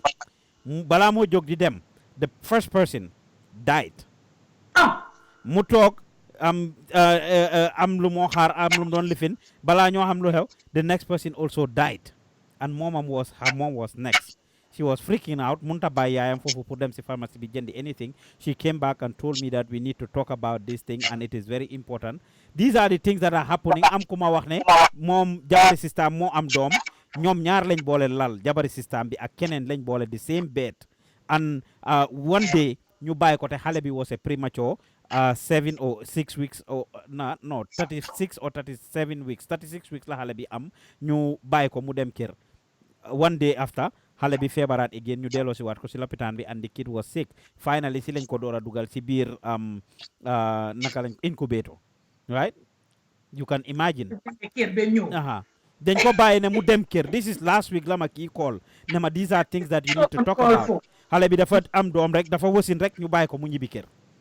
Immediately when they know that the child was a premature bi mu demee kër ba feebar si lañ ko delloo si waat fii. Then ñu téye ko 6 days as of the day that she called me. The child was in the hospital with the mom for 6 days. Balañ ko dugal si seen biir lifin bi. Anyway nga continuer rek ci sa xel. Suma benn cousin tamit dafa daanu si motorcycle mu am loxo bi dama ñu yóbbu ko lopitaan. It was on a I don't know what day that was. ñu ne kooku dem ba lifin ko rek mu dégg noo dañ damaa dem julli nii la ko bàyyee mu dem julli ndax loolu is right. So that's the whole that is what is just it just the system moom ñaari ni si lal moom yaaga na fa before Yaya Jammeh ñëw fa sax. So the system was deteriorating gradually ba pare ci nekk ni it is just so messed up that you don't just know where to start. Ni ma la ko waxee rek noonu lañu war a dooree reform bi sana procedure change mindset in it. It's not easy to change mindset. Waaye jox leen yéen in-service courses. People who are already there, give them in-service courses. Tell them what healthcare is. I know they know. Yang wa averi Julibi alone. Julibi is living, but lulu sax within the same building la te dañoo dem 10 minutes su bare be bare. How about ñu ñëw nag bàyyi fa liggéey war a liggéey first 2 hours dañ am pour dem déj wala dañ am pour dem déj wala ngénte wala marché dem roni errand ñëwaat bu ko gën a garaaw di am nañ déj fii man balaa maa dem si déj bi dama dem liggéey ma def yépp 2 hours before déj bi laa bàyyi liggéey kaay drive di dem si déj bi ba ma demee fekk sa pare nañ julli ñu ngi dem si baameel bi ca laa continuer dem si baameel su doo Banjul la dama jël off ne dama am déj wala lifin la dama soo demee si lopitaan ñi ñu ngi lu la na war a tax ñetti noos si benn ward yéen ñetta yëpp bàyyi ward bi dem break. That is not right. Yéen da ngeen cover lante it's a 24-hour thing da nga war a cover man damaa dem ñaari nit cover su ma ñëwee keneen ki dem that's what you do. loolu nga war a def ba pare defal system in place ba pare defal ñoo xam ne ñu ngi monitor gars yi ku lifinul nga génnee ko because ñeneen dañoo wane dañu bëgg a yaaxal suñu liggéey but if you don't do the right thing you have to go. If you don't do the right thing dañ la war a daax waruñ la bàyyi foofu because yow yaay doomi xaw ma kan yow yaay seti kan who cares. You have to do what you gotta do. So leen bëggee Gambia progress we need to be firm ba pare ñu am rules and regulations. You have to do it. So gis nga ko xam naa ne amuñ equipments in the Gambia amuñ yu bari waaye still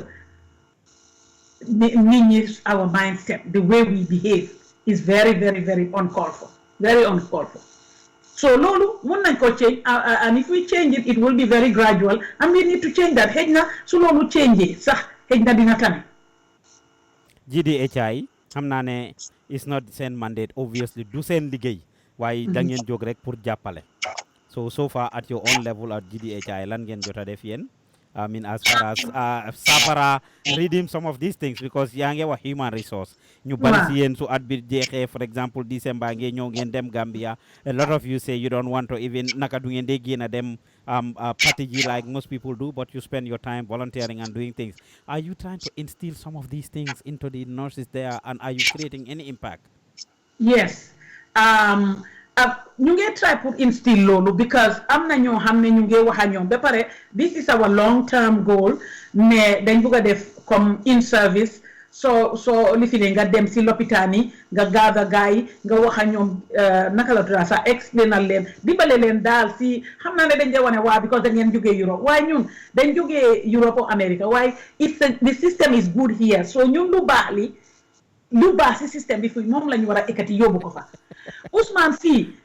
cleaner sax soo nekkee lopitaan sax cleaner nga dugal sa poche nga jox ko $10 def la ko wax ne déedéet du nangu Gambia dañ koo jël dugal seen poche di daw di dem. yaa ngi wax maa ngi ree xam nga lu suma xel day dafa am ku ma wax bu yàggul nii rek ne moom noos la woon actually Gambia mu ne suñ demaan léeba woot jigéen di wasin ñu de wax gaay ne demal nga jënda saabu kooku dem jënda saabu sankung si la mu ñëw kooku wasin ñu sangee ko xale bi and like suñ paree saabu yooyu noos yi dañ ko dee jël seddoo ko yóbbu kër saabu yiñ sangee liir yi ba pare dañoo jël ndesiti saabu yooyu kan you imagine saabu yiñ sangee liir yi deret beeg everything ñu jël ko yóbbu kër ñoom di fóotee seen yére yi raxasee seen bool yeeg sangoo seen kër yi. That is true loolu moom dëgg la because poverty Pa Ousmane poverty tamit poverty dafa metti de bi nga try nga mandu be waaye poverty baaxut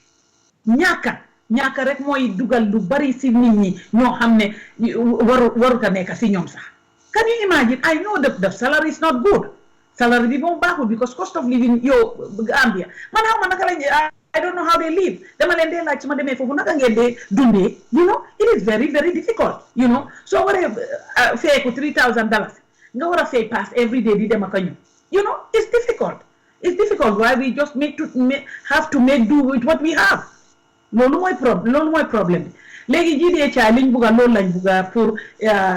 try pour xëj na yéena doctors nurse am nañ nurses ak doctors in our midst or oncologist ñeena daal ñoo xam ne xam nañ ñu si healthcare system ñu dem foofu noonu xëj na couple of months because maa ngi doon wax the minister loolu lañ bugga door di def waaye dañoo try pour draw a plan xam nga it's not easy fii America fii pour jël fi 3 months man bi yoon 2 weeks lañ ma jox sax 2 weeks rek laa am because so ware the other time ma demee Banjul 6 weeks dama bàyyi liggéey ma ñëw ma utaat beneen liggéey that's what I do. Wow. That's what I did, yes, because if I had not stopped work, doing my job, the most they had given me was 4 weeks. But I'm going to them 6 weeks. I quit the job. I went, when I came back, I looked for another job, loolu la nag su ko defee suñ amee ñuy dem foofu ñi nga xam ne am nañ jël nañ maa nekk boss mun nañoo jël more than couple of months ñu dem foofu noonu ñu gis ne xam nga dinañ try to talk to people because ñeena yi at least soo trainer ñeena ñooñu dinañ train like training the trainers ñooñu dinañ train ñeneen ñu ut ñeena ñu genuine ñoo xam ne they have the passion for it to do that loolu tamit def nañ ko ba pare am na benn jigéen bu jógee woon foog naa noos la mu jógee Gambia foog naa fa ñëw wasin si fii mu ne ba mu wasinee fii ba pare mu ne it was an eye opener for her she went back home mu ne man moo doon waxal noosi sax because niñ ko def fii mu wasin ba pare bugg a jóg te bàññul ñu ne soo wasinee jógal dem sangu ji you cannot do that because kooku fi nekk ni mu ngi biiroon su jógee rek faa daan so you have to help that person ñu ne mu ne moom ba mu jógee biir wasinee ba pare mu jóg bugg a dem gars yi yuuxu ko noosi yëpp daw si ñëw ni ko non you can do that ñoom ñoo ko dimbale tiye ko yóbbu ko si bathroom bi taxaw xam nga defal ko lu nekk ba mu pare ñu indi ko mu ne moom bi mu demee baañ loolu dafa di lifin maynam completely gis nga façon yooyu noonu experience is the best teacher ba mu ñibbee Banjul loolu mindset boobu la yóbbu foofu mu door na xam nga façon yooyu suñu leen amee ñuy try di change from change ñu ne one step at a time it will be difficult but we want to do that. Besides loolu nag ndey mbi lagi million yi ngeen a collecte nag yi leen a gars yi di donate ci GoFundMe ana yooyu nag fu ngeen a dugal yooyu. ok million yi leen gars yi di donate anam nag million yi fan ngeen koo dugal. million jotagul Pa Ous ñu ngi laa xaar yow xam nga first time bi fi ne Christmas present la ñu yóbbuwoon. Christmas la ñu yóbbuwoon after loolu ñu raise more than 25,000. ñu yóbbu ñaari containers ba pare ñu fly président bi dem foofu noonu mooy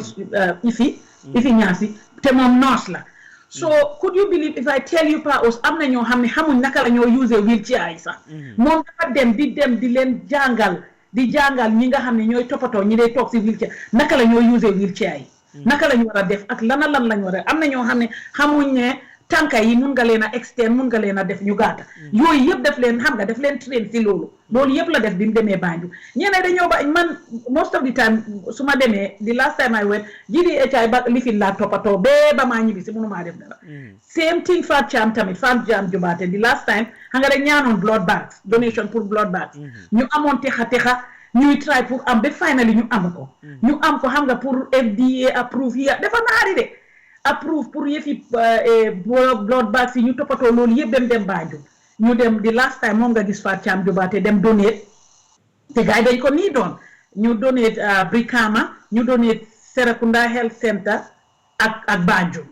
RVTA ñu donate leen because dañ bëggoon blood bags waaw kan moo fay ñu seen pass ngeen ne if yéen a ko fay ci seen xaalis bi what would be your reaction to people who said ne okay ngeen gather 25,000 spend 3,000 bi or 2,000 bi fayal ko ifi ndax mënu leen ko woon a yokk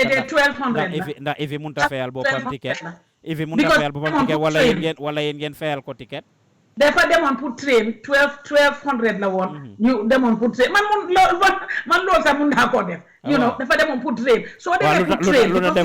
lu tax yéen defu leen ko déedéet it's a non-governmental organization so dafa dem train because loolu mu si suñ lifin suñ right of suñ long term lifin because dañ wax ne ñeenay kii naka la daa sax the one who ku demoon pour toppatoo machine si pour dimbale pour jagar set up machine si moom sax dafa fekkoo dafa dem ba pare because dañ ko doon war a fayal pour mu dem because nobody can do it because dafa dem mu dem liggéey naka la daa sax try pour instruments yi nga xam ne dañ leen fa teg rek mënuñ dara mu ne yéen a yim dem jagar weñ screw rek moom moo li fi noonu screw rek moom moo li yoon de ba mu tightine screw bi rek instruments yi door di jagar dañ dee am waaye maintenance mooy problème bi maintenance ku war a dem ku bugg a dem under GDHI soo nekkee GDHI nga bugg a dem te amuloo paas te dangaa dem pour dem liggéey volunteer pour liggéey ñun mun nañ la fayal nga dem nga volunteer liggéey soo ñëwee make sure you tell us foog nga binda a report of what and what you did chronologically pour ñu xam because foog ñu present ko si government bi because su ñëwee IRS su ñëwee dañ war a xam xaalis bi ak xaalis bi fan la dugal so dañ leen a wax ne lii la report bi mu ngi nii dafa demoon pour train ifi dafa train ñu bari foofu dafa te mu ngi just wasi noonu si they were going even to homes of people di train ñeenay pour naka la ñoo defee mu am yeneen bagage yu bare lañ yóbbu ñu bari lañ yóbbu sax yoo xam ne nit ñi dañ ko nii we saw some of those things te ñëwoon na suñ office ñu interview ko as well waaye finally rek ma laaj la bu yàggut am na post boo dugaloon ci affaire yi employment ne young people bi bugguñ liggéey Gambia ñu jël ko nag def ko suñ page bi gars yi saagala si nga kool ma ne ma wàccee ko ma ne la duma ko wàccee ba tey ji wàccee wu ma ko ma wàccee ko gars yi téye la xas la foofu xale yu ndaw ne xamuloo looy wax li ma laaj tukulóor si gannaaw rek xale yi téye la di la saaga di la xas ñu ne ndax jar na ko ngeen employment xale yi bugguñ liggéey xale yi ne li nga wax xamuloo ko ñoom waaw because dama jaar Paus bugguma wax a lot of things but I'm helping a lot of people a lot of because that's dama feel ne that's why I'm on earth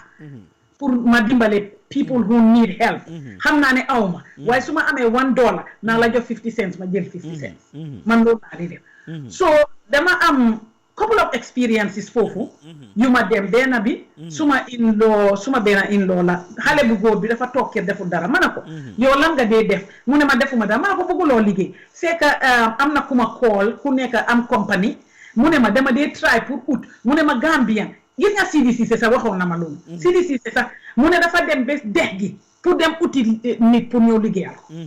pour mu ñëw liggéey si security company bi ba pare am na beneen compagnie boo xam ne xaw ma ndax ñoom ñoo jëlop nawet si water lifin be yooyu noonu xaw ma ndax water something xam nga ne ñoom dañ dem ba Guinée Bissau xaw ma Guinée fan ñu dem uti workers ñooñu dañ ñëw ñu defaral leen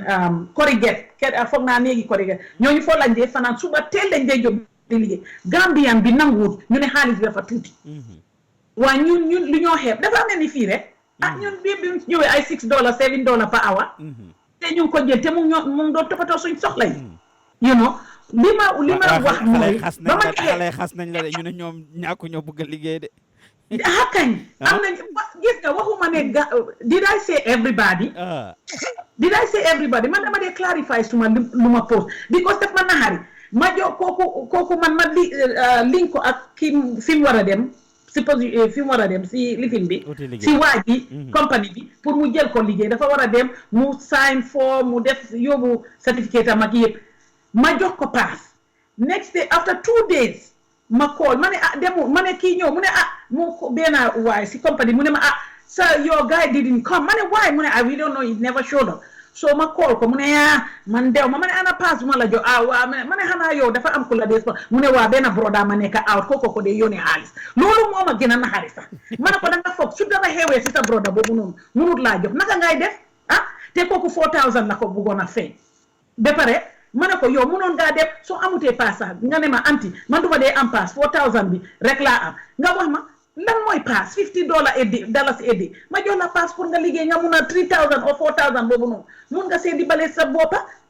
balaa ngaa toog rek di ataaya keneen nekk out sa broda bi nekk out di la yónnee di la ñëw di la jot suma doomi sisters itam di same thing da ngeen a bugg a dem collège ku si bugg a dem collège dinaa la fayal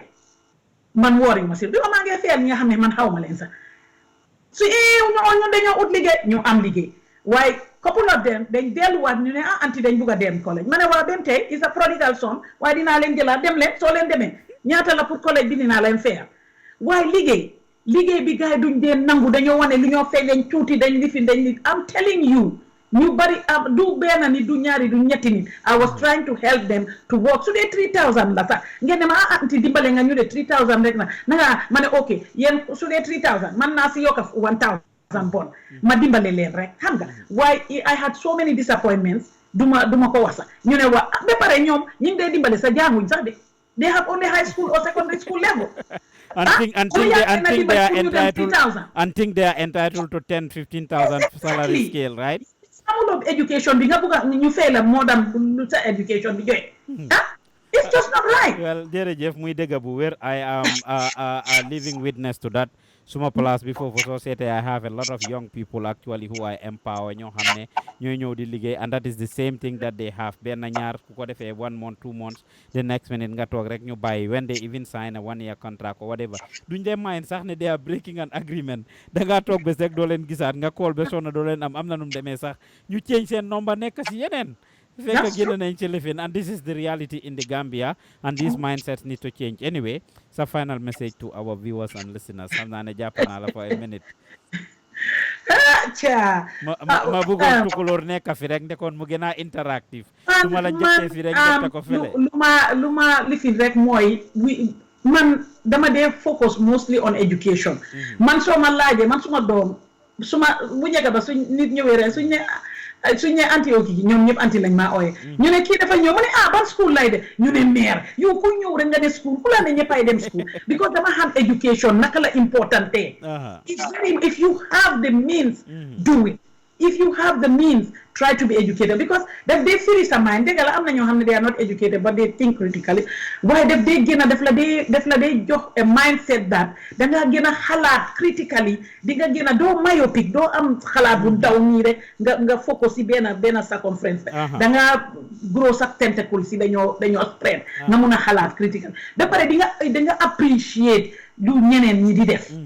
jàng dafa important maa ngi wax gars yi soo leen amee pour jàng try leen ngeen dem ngeen jàng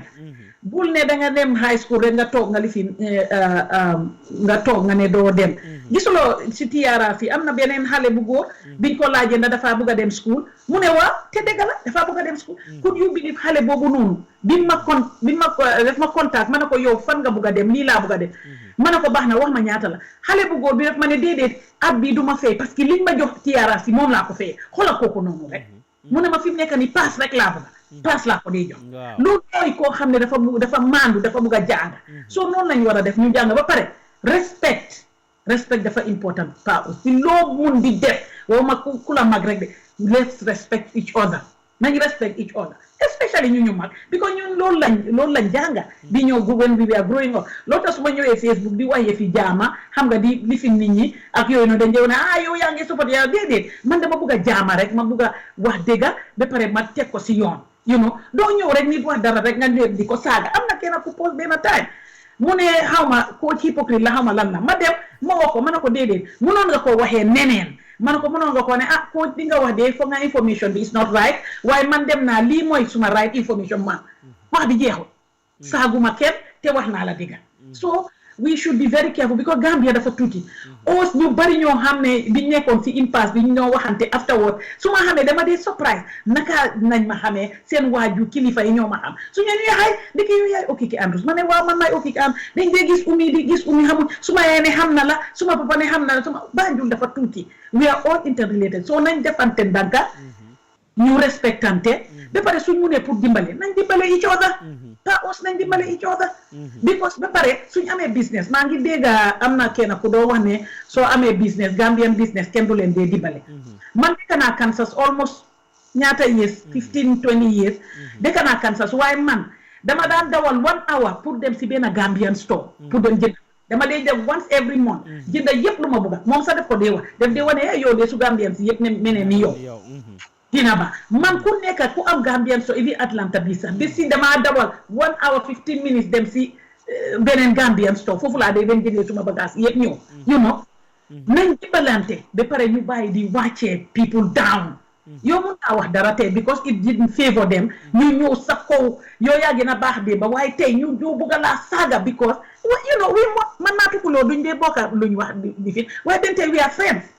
you know xam naa ne yéen ay it's the same with any other person Panderi Mbay yu bari yum dee wax dama ko dee mere because bëgguma kenn kuy dem personal on people waaye then tey dafa am yéen yoo xam ne daf ko dee wax def dee wax dëgga xam nga so duma ko castigate because of that couple of things that yu wax nga xam ne àndu ba moom mun naa am keneen ànd naa moom so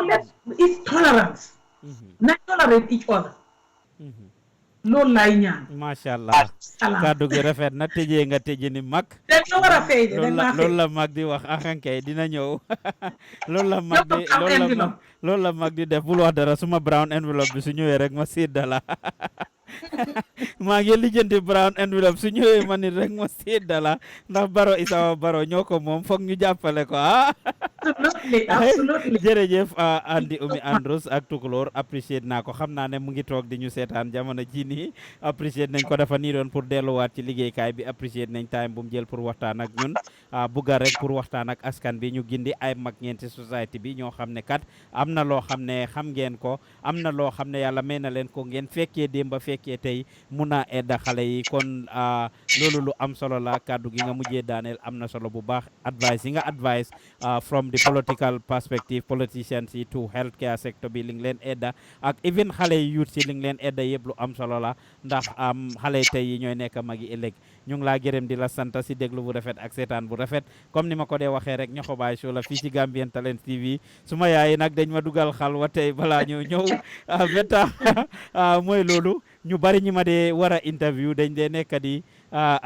daw hesitate but then ñun soo ñëwee dañ laa laaj rek question nga tontu and it's important for people to be willing and ready to have healthy debates di waxtaanee li nga xam ne mooy yóbbu réew mi kanam comme ni nga ko waxee yaag Tukulóor si mun ngeen a nekk ay waaye seen gis-gis yi utee at some point gis-gis yi utee mun ngaa disagree ak somebody and strongly disagree but put your point across to let the person know lan moo tax nga disagree ak moom da nga am noo gisee am loo xam te mais bi boromam xamu ko te loolu am solo la ñëwuñ pour ŋàñña kenn pour xas kenn but pour waxtaan rek ñu ngi leen ay bëggee di leen sant di wax ne bu leen fàttee jàppale Gambian Talents nag non profit public broadcasting network lañ seeni bët la ñuy xoolee seeni gémmiñ la ñuy waxee seeni noppa la ñuy dégloo kon jàppale leen ñu mooy jàppale seen boppa your donation will go a long way dinañ apprécier loolu bu baax a baax a baax gis ngeen ndaw yi ñoo jàngal métier Gambia if you support us you are putting money in the pockets of these young people every day every month we have for the past 2 years over 50 young people ñoo xam ne jàngal nañ leen métier over 8 of them ñoo xam ne ñu ngi leen a fay every month ñeneen ñi of course ñu ngi liggéey si yeneen plateformes yi am ñoo xam ne ibbi nañ seen business yi boppa that is one of our biggest rights loolu rek man dama ci kontaan in addition to the fact ne yéen a ngi jàppale institution bi jumtuwaaye yu soxla ñu mun koo jënda mun leen a indi liggéey bi comme ni ngeen ko soxlaa kon maa ngi gërëmaat suma yaay Oumie Andrews ak Tukulóor si beneen yoon di leen gërëm di leen sant si seen déglu ak seetaan bu rafet Nyohobai show la woon jógee fii ci Gambian Talents TV Pa Ousmane di fa leen nekkaloon ci gannaaw microphone bi till we come your way again jërë ngeen jëf ba ci kanam duñ def dara rek ñu continue thank you guys very much for watching thank you Oumie Andrews and thank you Tukulóor don't forget to subscribe to our channel don't forget to like our page Gambian Talents promotion on Facebook don't forget to subscribe to our channel on YouTube Gambian Talents promotion and don't forget to follow us on Instagram Twitter and Snapchat Gambian Talents TV Pa Ousmane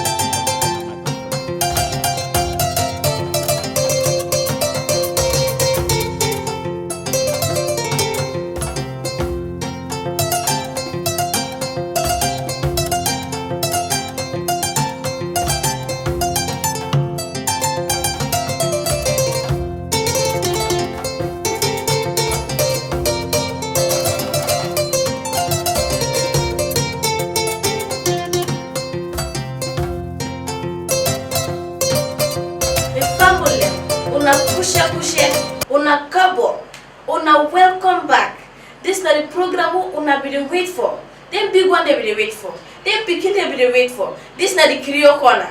Curio Corner. This na the program where they bring for all the way to una wan see. This Curio Corner, they touch all sides of the Curio community. This corner they talk about the culture. And you know say any tribe, the culture, na the backbone of any tribe. This corner you go bring for una aku politician. This corner go bring for una aku fashion designers them. This corner they bring for una aku celebrities them. If una want sabi if aku footballers then they na the country, una follow me with na this corner. Una they get aku artists them. If una want see aku cook man them. If una don't dey na us for long, una don't forget una cultural food there. Una can na this corner. If una know how for una want know how for cook fufu, una can na this corner. If una want know how for cook blasas, una can na this corner. This corner they bring for una anything what you una want see. This corner go bring for una everything what you una want see. Well, this corner una go bring am for una na una aku pikin, aka Salima to Bangura, the aku pekito. Now that. Guess what? Na the aku pikin.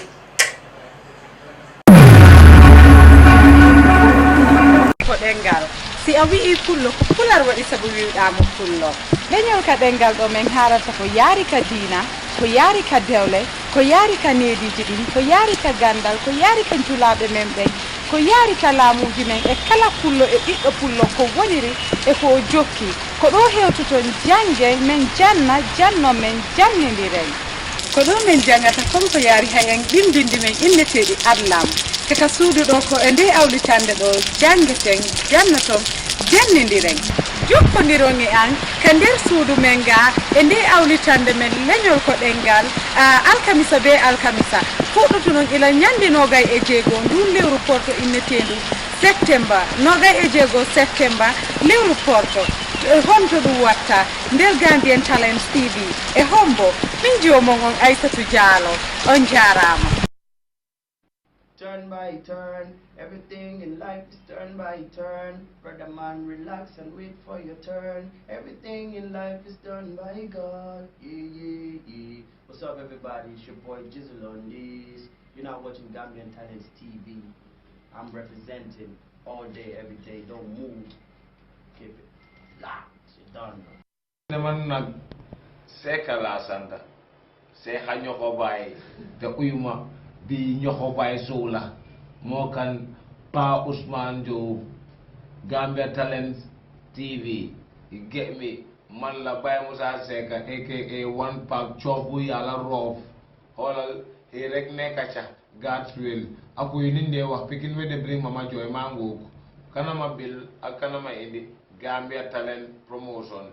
Big up to Nyohobai show, because Nyohobai len dematine.